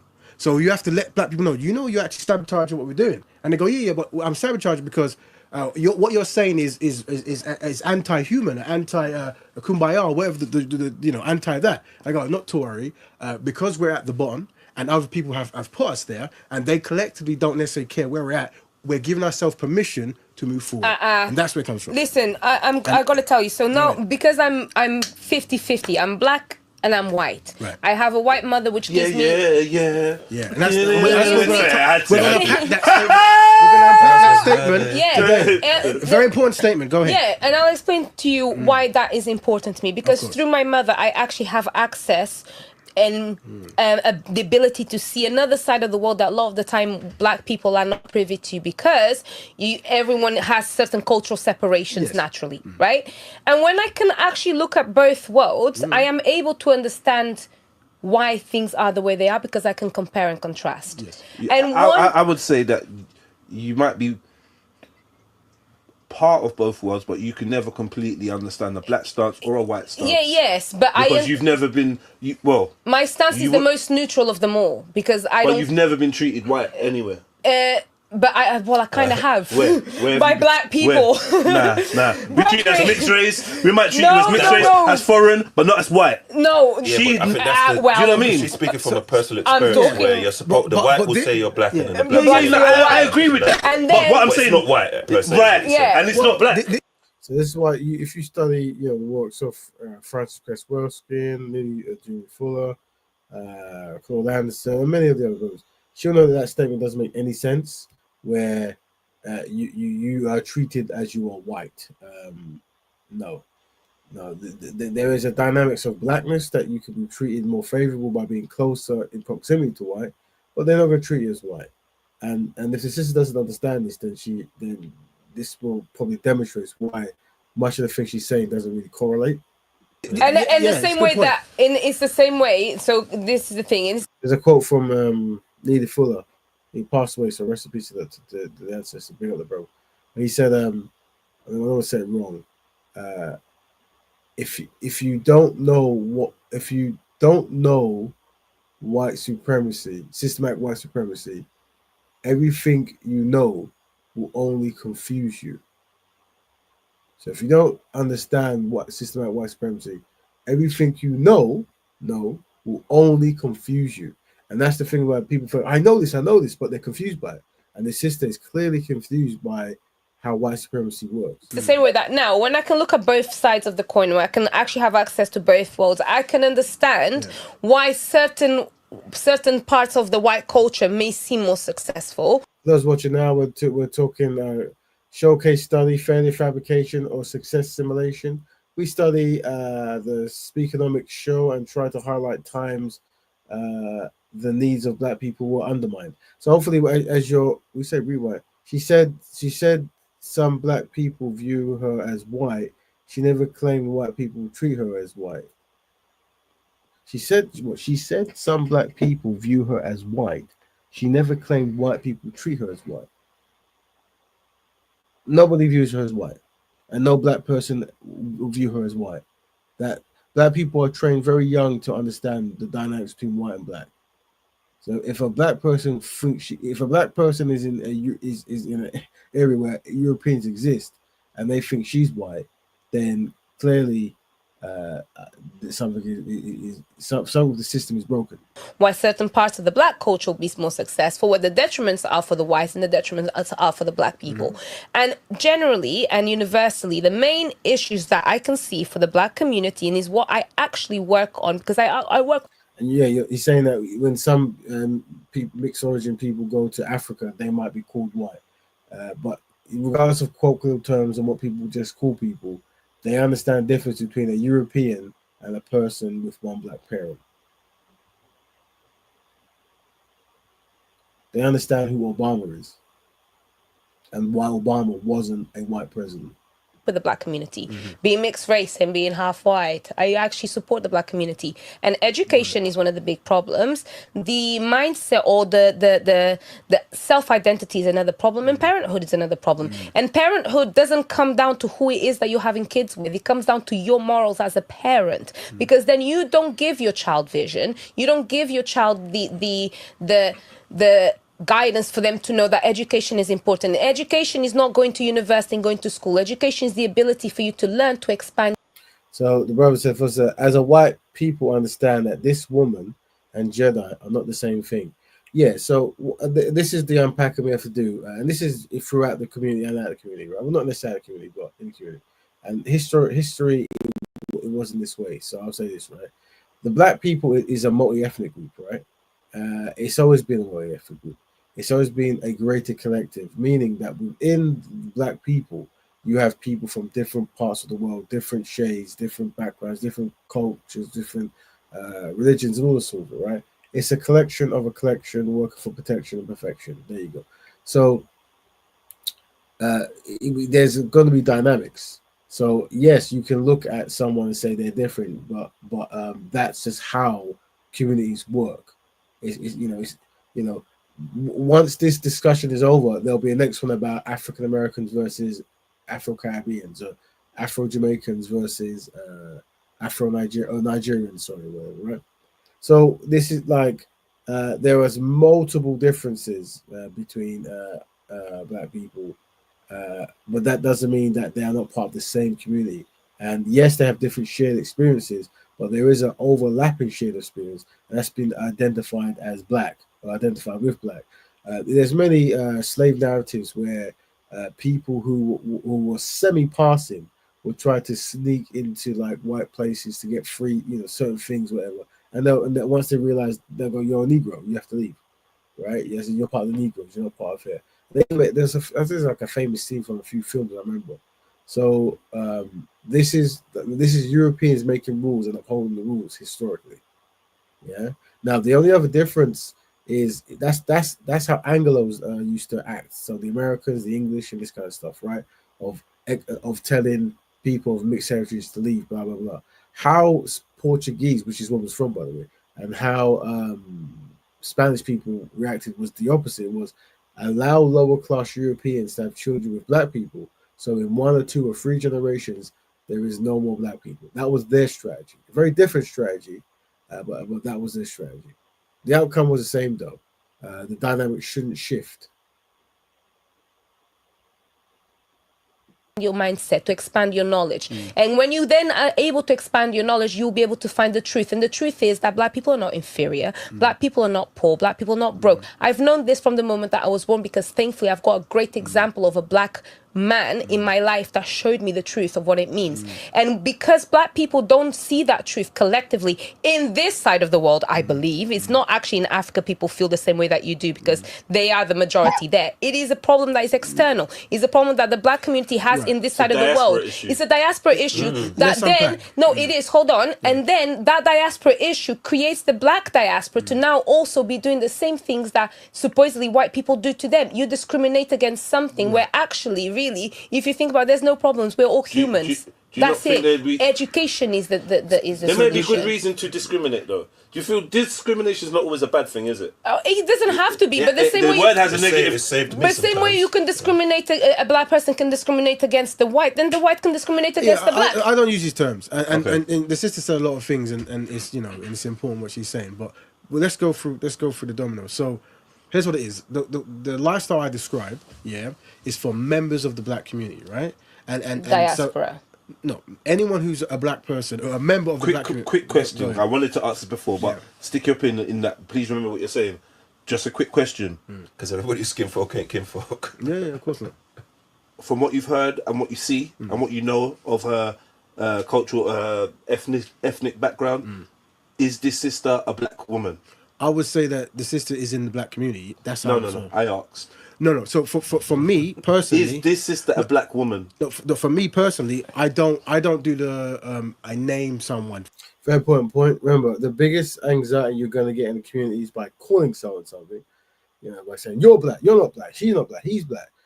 You have a we understand someone is mixed, so someone is biracial, someone is Nigerian, someone is dark skin, someone is brown skin, right? But the bigger question I'm asking is, what community are they in? Because the reason I'm saying this, because the context of the conversation that I'm always having is the black community working with the black community to fix the black community. So either someone is in the black community or they're not. If they are in the black community, they're welcome to join in. If they're not, they should be discussed. I'm not going to sit there and discuss a Japanese man because he's not in the black community. I might discuss a Afro-Japanese person as someone who was, have a Jamaican mum and a Japanese dad, or they're Nigerians who went to live in Japan and they're called Afro-Japanese or something, whatever, right? Because they will be a part of the black community. So what I'm saying is that's where it comes down to. If you go down to you're black, you're not black, it's a 20-hour discussion about who's black and who's not. And that's why we use the term the ABC community, which I'm about to go into in a few seconds. Right? From your opinion? No. So you have an opinion on it, though, don't you? Am I black or not? Yeah. So for Can me, I say the N-word? No, Factually speaking, you're I would say definitely not. I would use a colloquial term that she's a black sister, right? But what's important is you would what? I would say she's a black sister. Yeah. Do you say the colloquial term? Yeah. No. What I'm saying is this. Yeah. Me personally. Yeah. I don't. Because the thing is, you could call yourself biracial and be part of the black community, right? You could call yourself black and be African, black and be from the diaspora. People use terms because of how they see things, right? So the black community moniker is open to those of mixed heritage. Yeah, so for me, I use the term the ABC community, right? The Afro-Black Connected Community, right? So meaning if you're from the diaspora... ABC used to be African Black Community. Yeah, well, I thought it was in the... This man knows. So I thought it was in the LGHDTV one. Yeah, so what I'm saying is everything has to be branded. Yeah, everything has to be branded. The thing is, you know this. You can literally have a 2-hour discussion, debate, argument about who is black, who isn't black. Yeah. It's a waste of time. Yeah. So what I'm saying is, you're either in the black community or you're not. And the term I use is the ABC community, meaning African or Afro-Black Connected Community, like right? that. And that way, it's like, okay, we can move on now. This comes from market research of how to deal with humans. Because I know if I go, you are black. Whoa. Hold on. contradictory. One second. I'll explain, but go ahead. Whoa, okay, so... Go ahead. Where does the Caribbeans come into that title? So when... Somebody that's staunchly Jamaican, like our brother... I'll explain. So when I said Afro and African, right? The ethnic groups in the Afro-Caribbean, the ethnic groups are known as Afro-Jamaicans, Afro-Dominican. Is it Afro? That's or who coined those terms? These are terms that were coined, just like black was coined back in in that kind of stuff. But what I'm saying is if you could, not that Wikipedia is a source of all truth, but if you look at the ethnic group of the Caribbeans, there's Afro-Caribbean, Afro-Jamaican, Afro-Dominican. That is a person who is of African descent in that region, right? So why is it not African-Jamaican? Well, that's what it is. You can, because Afro-Americans, you know, they're changing that to new things, whatever. Afro-Americans used to be called Afro-American, and so that was an option, but then they extended it. For me, what it is, people get, you know, we talk about names forever, right? I'm saying that whether you're a diasporan, someone born on the continent, someone with one parent, or that question, does he think Jamaicans deny Africa? Yeah, Jamaicans don't deny Africa. Well, no, that, to be honest with you, though, historically, there's a portion of Jamaica, every black diaspora has a portion of a population that denies, wants to delineate from Africa, or even from there's not liking or saying you're not from. There's those two things go on. Historical admixture. You're part of the ABC community, right? Which is synonymous with the black community, and we move on because what will happen is people talk about who is, who isn't, right? Now here's what I say to you, sister. This is the point I'm trying to raise, right? Were you ever allowed to walk into the white community and go, "I'm a white person"? Were you ever allowed to do this?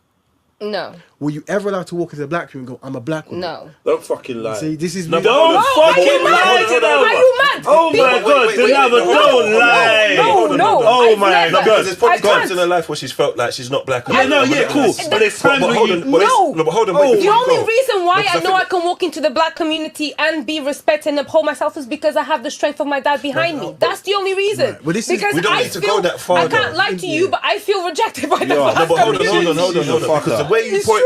So the sister says she feels rejected by the black community. I do feel that, I don't know if her actions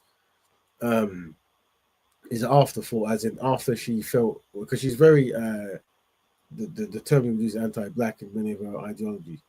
I don't know if that came after being rejected or she was behaving that way, thus being rejected. The way you pose the question, is about did the white people accept her? Did the black people But accept white you? people accept When me still. when what you are, I think by race or whatever you want, is your genetic makeup who created But you. there's still an acceptance So factor, though. when you talk about does that override what like you are as a person though? Because now it's because the white person didn't accept you.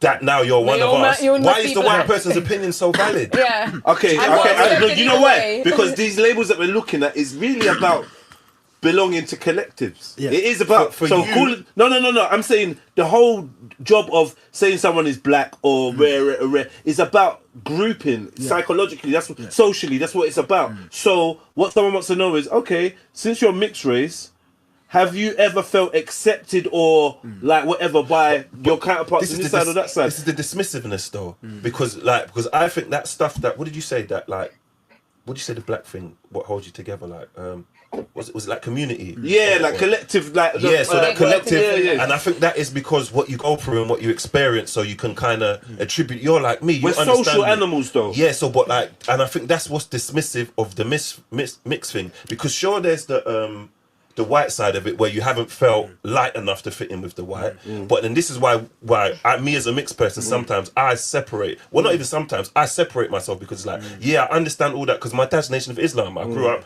we were raised a certain way and showed all showed all the monstrosities of what happened to white people. I mean, what white people did to black people. What I'm saying. It's like, can we go back? He's made an assumption though, but it's going to be disputed in a minute. Anyway, so like, what was I saying? So like, what you've been through, I think, groups you, innit? It's like my mates from my estate, they think they're just because they're from my block is stupidness. No, but we've been through stuff. My friends died. We've got bonds. We've been through stuff in life. So I'm grouped because of our pain and our struggle of what I've been through. So as a mixed person, those watching it, we're looking at Speakenomix on Brother Jedi's show. With two guests. The topic was identity, and the panels. These two individuals identify as biracial, mixed race. Funny enough, the brother who's speaking, who I found that his father's from the Nation of Islam. I was thinking, I know it goes on, but Nation of Islam tend to not marry white women. But as the brother was talking, I think he said that his mother is not actually white, but she is of black and somewhat Chinese descent, as in maybe a black Afro-Chinese person, and because of that, he decides to identify as mixed, which is interesting. So I didn't know that. There's a different layer of the struggle added of where. So his mother isn't white. She's a person of. He said it at the show, African Chinese. So he doesn't know any Chinese. I think he said he doesn't know any Chinese people, but he said his granddad was Afro-Chinese or something like that. So, and this is another thing to unpack, and I'm not going to connect to other things, but there is a population in the Caribbean or in the diaspora where you're black, as in that's the label that you're born in, black, African, whatever, right? But by finding out you have a admixture from a certain point, then I'm that too. And even though you might not have any connection, or they might not even want to be around you. The irony is, we're saying Chinese, and we showed a video of Chinese people trying to delineate from black people in America at a certain point. But it's an interesting case study to see. But let's carry on listening. We still got some time. I weren't accepted here, and I weren't accepted here. So I group with mixed people on that understanding. Something I want to unpack with biracial people as well. This concept of not being accepted, especially in the context of the conversation we speaking, saying you're in the black community, and the rules we're saying include you. Right? And there's never been a time historically where people with one black parent have not been in the black community. There's been black leaders and civil rights leaders who have one black parent, and there's been many times where, unfortunately, people who are lighter in skin, regardless of their combination, have been escalated up in many circles just for the fact. So to say that you don't accept it, I try to also at some point towards the end of the show teach them about, even though you're going through oppression, and it might be in the hands of a darker skinned person. It is not coming from the same place of, say, a European, whatever. It's coming from the standpoint of observing that one person in a community is being more favorably treated by inside and outside the community, and then reacting negatively to that reality. Because what we do is we remove ourselves and we go, hold on, and that's both of you are racist. Yes, Like, you get oh, for real? Okay, yeah. Some things that you say that you might not see, and some things that they say, and I go, but hold on, this ain't even about racism. No. This is about this. Something just happened to you by them, and you two have a problem with each other. So Foster's trying to drop the science. That's not true. Congo, Australia, South Africa, lots of cases of white people separating mixed race. So there are categories that you can say. You can say colored, you can say biracial, you can say these kind of terms, whatever, right? But essentially, then if you're talking about Australia, if you go to today, the majority of the Aborigines are lighter in skin and are still called Aborigines, right? If you go to South Africa today, they have the it's actually called Black Economics Program. And the Black Economics Program is included of Zulu, Khoisan, and colored, you see. So the Zulu, the Khoisan, and the colored, the way they're viewed it is Zulu is an ethnic group, Khoisan is an ethnic group, and color is an ethnic group. You see that? So, and they're all in the plan. So they will be viewed as Afro-descendant Black people. Am I only just tuning in now? So I'm going to have to watch the show from the start there. What I want to do as well, let me post the link in for people. I think I had it somewhere. Definitely want to watch it. Yeah, if you don't want to ruin the show, just log out and check it and then come back. It's definitely a show worth watching. And so much so that they wanted a part 2. And we won't show it today, so there's definitely enough time. It's like a 2 hour show. It's like a cricket match, really. As a matter of fact, cricket matches actually might be let sure now. The new cricket match. But there's brothers and sisters who they were brothers, sorry, who their show was following us, and they just couldn't keep quiet. They were just shouting through. And I was driving to fix something for my family, and I was with a friend, and it came on, and he started screaming and shouting. And that's the thing. These especially the way some of the brothers and sisters behave, most of the sister, it triggers people. I'm saying that if you're gonna have these conversations, you got to make sure you're not triggered, because the show would just be about being triggered by something someone is saying. This is the link for those who want to find it, and I'll give the name of the show if you want to find it as well, so you can find it. I'm just going to press play, but hold on. Oh, play, man. Press play. Because if you had a problem with racism as a whole, you'd be as forefront for every racist issue. So you think black people can be racist? Oh my God! Not systemically racist. Yeah. I mean, like, say for example, because people like to add, because we had this discussion. Me and Raven disagree, right? We can't be racist, innit? Are you mad? Innit? No, not as. Are you mad? Yeah, sorry, carry on. I just wanted to say you go. I just wanted to go. Sorry, it's important, because what you're saying is important, because this is part of the challenge we have to fix. Yeah. Because when a black man, why'd you say fix like we're broken? No, not you. I'm talking about the you're not system. broken. What I'm saying is, if I stand for the black community, and I'm saying that people biracial are from the black community, anything that you bring forward as a problem has to be fixed. Does that make sense? Yeah. No. You don't think? Yeah. So? Okay. You've said something doesn't work, and I'm saying that you're part of a community, and I'm saying we're going to ignore them. No, we have to fix it. So we have to listen before we can fix. We have to listen to what you're saying and then find solutions. Now, what you're saying, you're right. So we have to listen more. Yeah. So what it is, I've heard what you're saying. Yeah. For generations, and we have solutions for it, right? But obviously you don't know us or what we're about with it. So I'm just saying, but I've heard it before. Because it's not like a new thing, like an alien came down and gave you money. So it's literally, you have a white parent and a black parent, and then you experience discrimination of sorts from both elements. Of sorts. Right? Racism from one side. Yeah, using terms is important, like saying that black people are racist. We are, our elders have told us how to present that. For those who don't know, do you say racist? The prejudice plus power was the historical thing they said. So just go and call a black person racist. You got to really rethink that. Really. Discrimination, community groups. The right? whites have been racist to you, and the blacks have discriminated. I would say the majority of racism I felt hate from white people. I hear that. Chinese. So the brother said the most discrimination he's felt isn't from white people, but from black people. No. Let me unpack. Hold on. This is important. I'm so happy that you're here, beige boy. I'm here now. Look, they're linking up. Fusion. But sister, let me unpack, right? Here's what it is, right? There's no doubt you're gonna face discrimination, but what I see is, what you have people of black descent, right? People who are black. Right, and what's happened is they will feel or be aware of an oppression that's going on from, say, the dominant society, which historically was a white people. Right, now what's happened is, because of that, they've developed jealousy and envy of being conquered or whatever it might be, and resentment, which makes sense, right? And now there's a person that is seen as a collection of both, right?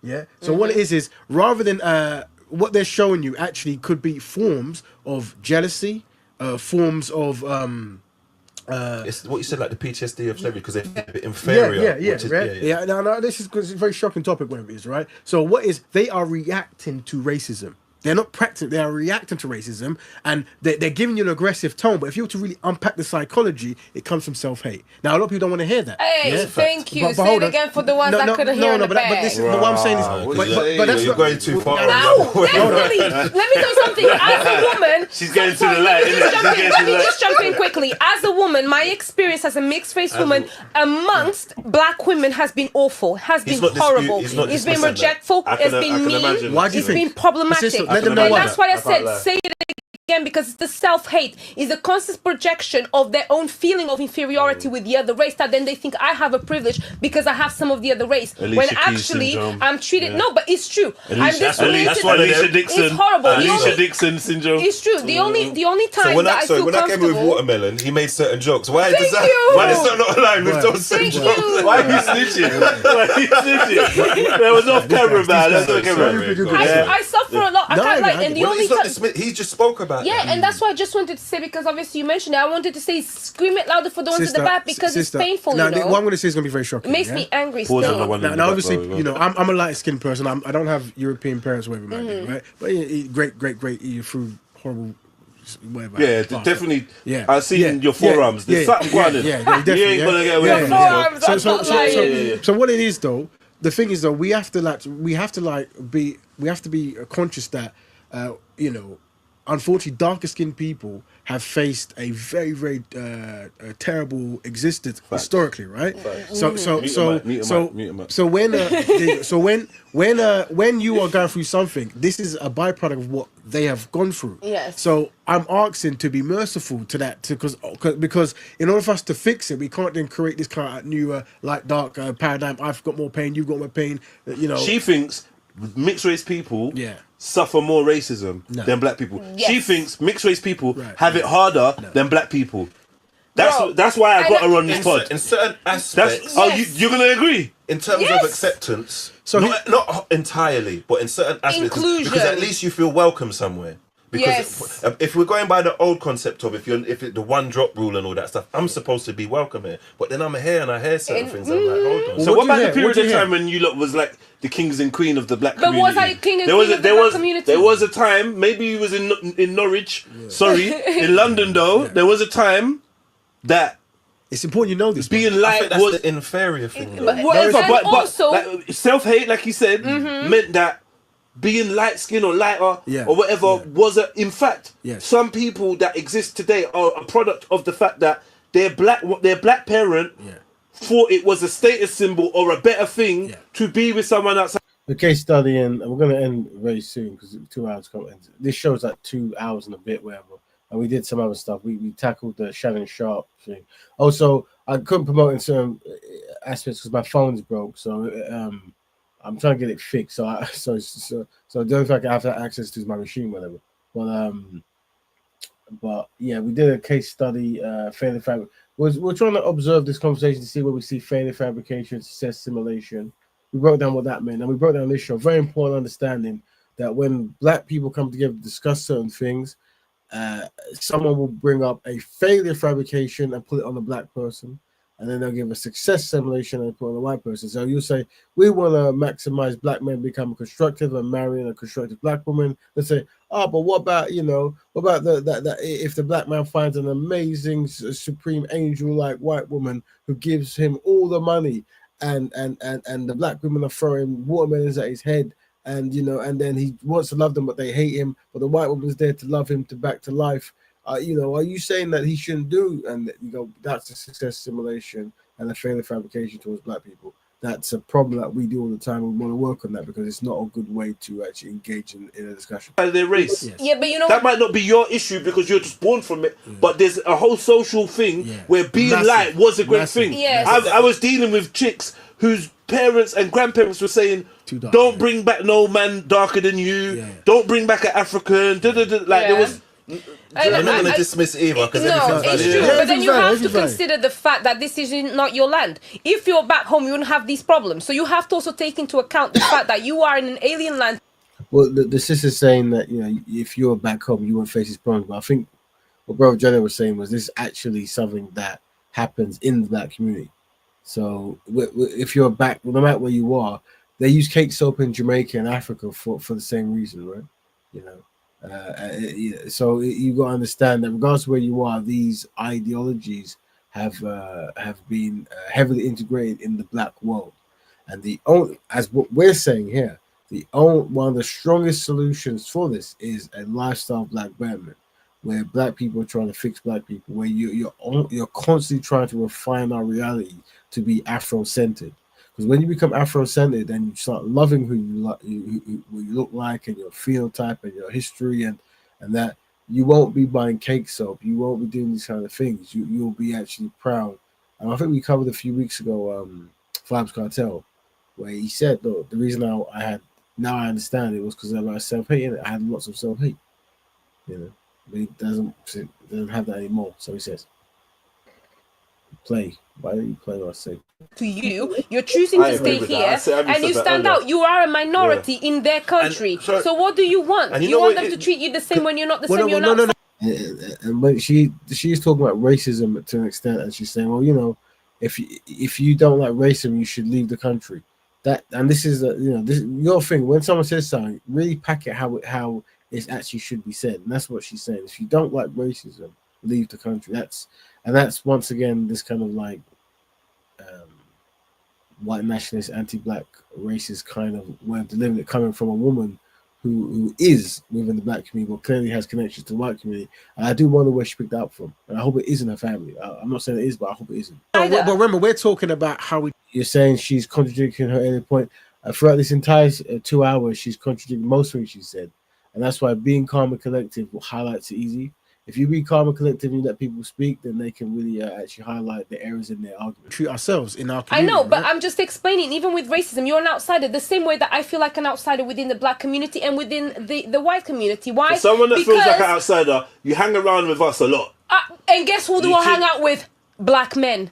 Why? Because black men don't have that sort of self-hate or envy towards me because I'm a woman. Because black men want to hang out with you. No, that's it's true. But I don't have, if you really see, I don't have many black friends, black sisters.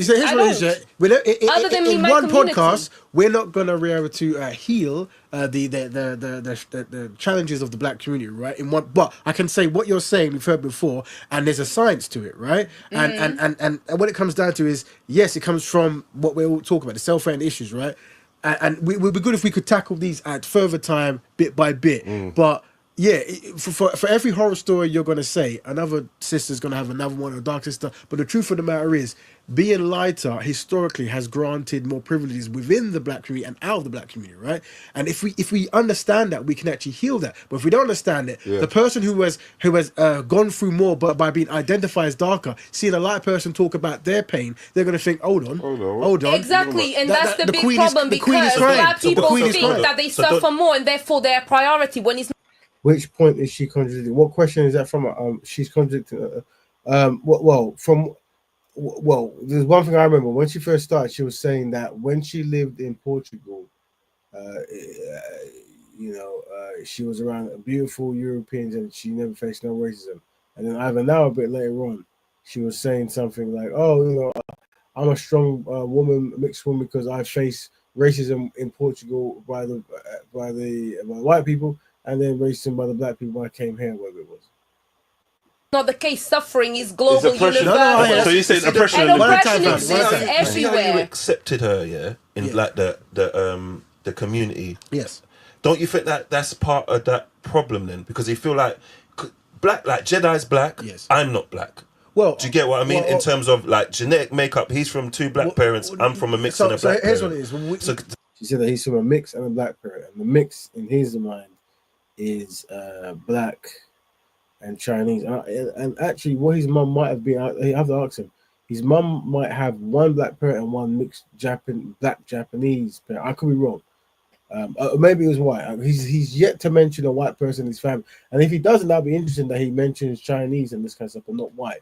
So it's making me feel that his parent actually is his mother has a black parent and a Afro-Chinese parent. But he calls himself mixed, but then he knows better than me, so he will let you know. This is where you get dull, because if you didn't just accept anybody, you wouldn't get someone who looks like that speaking for you. So it's not necessarily speaking. Here's what it is, right? I practice a lifestyle called Black Betterment. Black Betterment says that it's black people helping black people on black issues. So the question is, who are black people, right? So you have your definition. Once you have a definition, you're working with people in that definition who want to do something. Who created that definition, though? Well, basically, pro-blackness. So you want my people to go extinct? So mixed race people. What the sister just said there, I believe. A lot of those. Remember, there was the community of they called the Golden Ones and some other ones, and that the brother used to jump on, who identifies biracial. And there's also another person I came across in some site, whatever, some Instagram page. They have this narrative that you want me not to exist, and what I'm going to do as well is just fair warning, is use the very selfish card, as in like it's a very selfish way to put the information, right? We are saying that members of the community are welcome to do this, and one of the things you're welcome to do is be with another member. So when you say you don't want to exist, the reality is you do exist, and because you exist, there's a place for you. So trying to then say that your goal is to make sure that I, as a biracial person, don't exist is very peculiar. But obviously the mindset is the mindset. But that's what I'm packing here. We're not there yet. There you go. Yeah, the Golden Spear is a bunch of black Americans claim to be mixed because of admixture from. So yeah, and that's the thing. So obviously, Bro Foster must know quite about the Golden Sphere. It's not a biracial space. So what he's saying is, mainly it's people who have. It sounds to be like a resurgence of the blue veins and that kind of stuff. Where light-skinned people are trying to delineate from dark-skinned people for whatever reason. Well, for the history repeats itself, so it'll be for the same reason. And they call themselves that. And yeah, I've seen pages. One page really, and it's not obviously popping off, but I was left comments saying it'll be good to study the person who made this page just to understand the psychology, because you're kind of going back to an early time of brown paper bag really, and we know that doesn't work. But no one's gonna go extinct. That's practically impossible. Yeah, that is a very good thing, and we should unpack that because I hear that a lot. Because I find that to be, a bit why are you worried about? Why would you worry? And I feel like this is a you should be the one that you two should be the ones that care less about that, though. Yeah, because that's a byproduct of you valuing how they feel. Because at the end of the day, as much as we want to argue our genetic makeup, we're not black people. I know. Because blue and yellow makes green. But they also are basically saying that they don't want any more of us. Why? Black people should stay with black people. This is why we're contradicting ourselves, because I'm telling him that the white man's viewpoint or opinion of them is not important. Yes. So for you as a mixed person, their value is not important to you. It's very interesting. Like first of all, remember the strategy of ungratefulness strategy, where you say your community, one of your communities from not your community, your parents' community, sorry. Will never accept you as a white person, and you always second-class citizen in their right, regardless of what buffer class you stand. The black community embraces people of Afro descent, and you're welcome to do all things that we do. And how you respond, but that is by saying you don't want me to exist because you want black people to marry black people, but you are included in that concept of black people marrying black people. You do exist, and because you exist and others have harmed you, you have a space in this community for you to do exactly the same thing that we're doing. How you actually show gratitude to that reality is by trying to self-sabotage and say things like you don't want me to exist. It's a very peculiar way to deliver information. It's not different to how black Americans are now claiming to be Native American. They're not light-skinned, they're darker than you from what I've seen. There's going to be people of different shades, and whoever want to, like I said, they want to. Some people are trying to create, colorist groups where it's just certain types of brown, and before you get to a certain dark. We've seen this all before. All we can say is it didn't work before. It's not going to work now. And it's not constructive. I know, but I'm just saying. So the black issue thing shouldn't really be that. No, it doesn't matter. But all I'm saying is basically black people are trying to make mixed race people extinct with this sort of attitude. I got a question for white people made black people. Let me say this, right? Let me say it's a shocking thing, right? It's like this. I practice something that's known as open door elitism, right? Very important point there, because open door elitism is where you say it doesn't matter what you guys believe or say or do. If you don't want to practice Black Betterment or be a part of that very particular elite, you don't have to. We're not going to stop, and we're not going to change our rules by someone who's just wishy-washy not in there. We're always going to say these are the fundamentals. And it's a very shocking. That's interesting. Yeah. What does that mean? What it means is, you notice that because once again, you notice how using the term open door elitism makes people stop and listen because it's a potential shock. It's a potential. This sounds bad. This sounds like someone's going to be isolated. Oh no, because that's wrong. Isolation is wrong. And then you hit them with actually everyone's welcome, but they don't want to. There are people within the group, the Black group, right? And of the members, there are people who want to do something, right? And they're trained on what to do, and they're going to do it, right? But it doesn't mean that other people can't do it. They're welcome to, but usually they don't want to because yeah, right. So what that's saying is, if you're a Black member, you're welcome to. But the mindset of so people are saying, Ebbs is saying, you know, is she being disagreeable because you know, she just wants to be a rebel about a cause, that kind of stuff.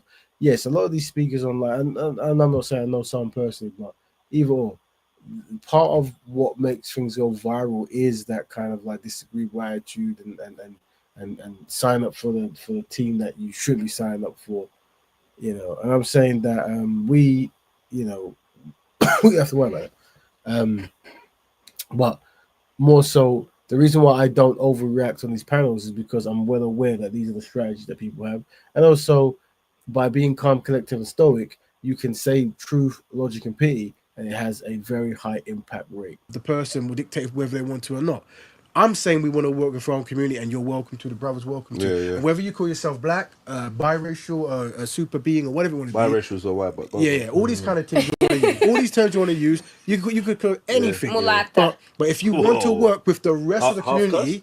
But what I'm saying is, I don't mind. It's just what I'm saying is, some people, because of these historical issues that go on, we might never be ready for the certain people to actually do anything because we're still arguing over who is Black, my opinion. Yeah, so I'm going to end by saying this, right? There's two types of meeting, right? There's a tactical meeting, right? We're going to end on this. It's very important for explaining it, right? And a traumatic meeting, yeah?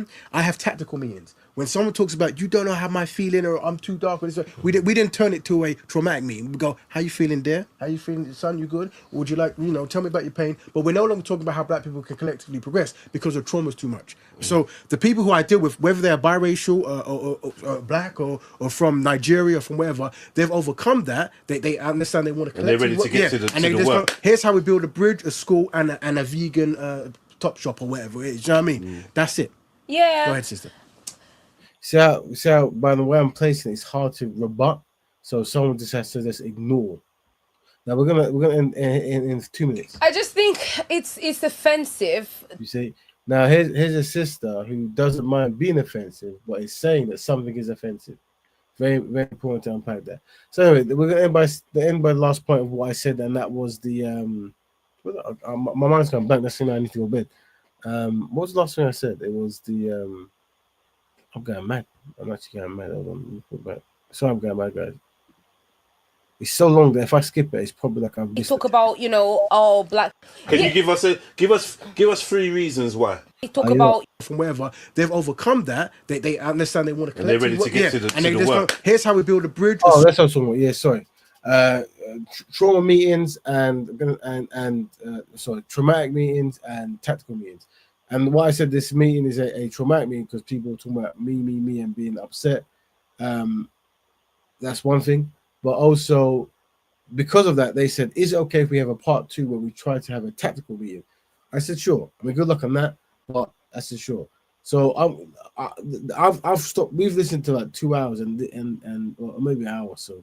And this has still got a lot left. So what I would say is that the show is 2 hours and 30 minutes. It's a long show, right? And you know, if you listen to it, people start jumping in, people get angry and all the rest of it, blah blah. But you know, people who came from outside overheard and just walked in the studio and wanted to debate. And this sister, all power to her, she has that polarizing kind of a standpoint. And you know, I've been around people who listen to the show and they all get mad as well. Anyway, I'm gonna end there because I'm gonna go sleep. My phone broke, so I need to wake up tomorrow and get a new one because I can't do Nike on these. I've got an old Nokia phone, so it's like it'll be good if maybe I can buy a black own company. Who knows? We don't know who they are. Still waiting. Black Betterment. Anyway, families, anything you want to say now because we're going to end now. But until then, Black Betterment to all Black Betterment. You know, we'll might do some more unpacking next week, might not, who knows. But hopefully you saw some of the things we're discussing with the failure fabrication, the success simulation, and all the other good, fantastic things there. I hope you have a good night's sleep. Black Bearman to all Black Bearman. Until then, next week, I'm going to sleep. Ta-da.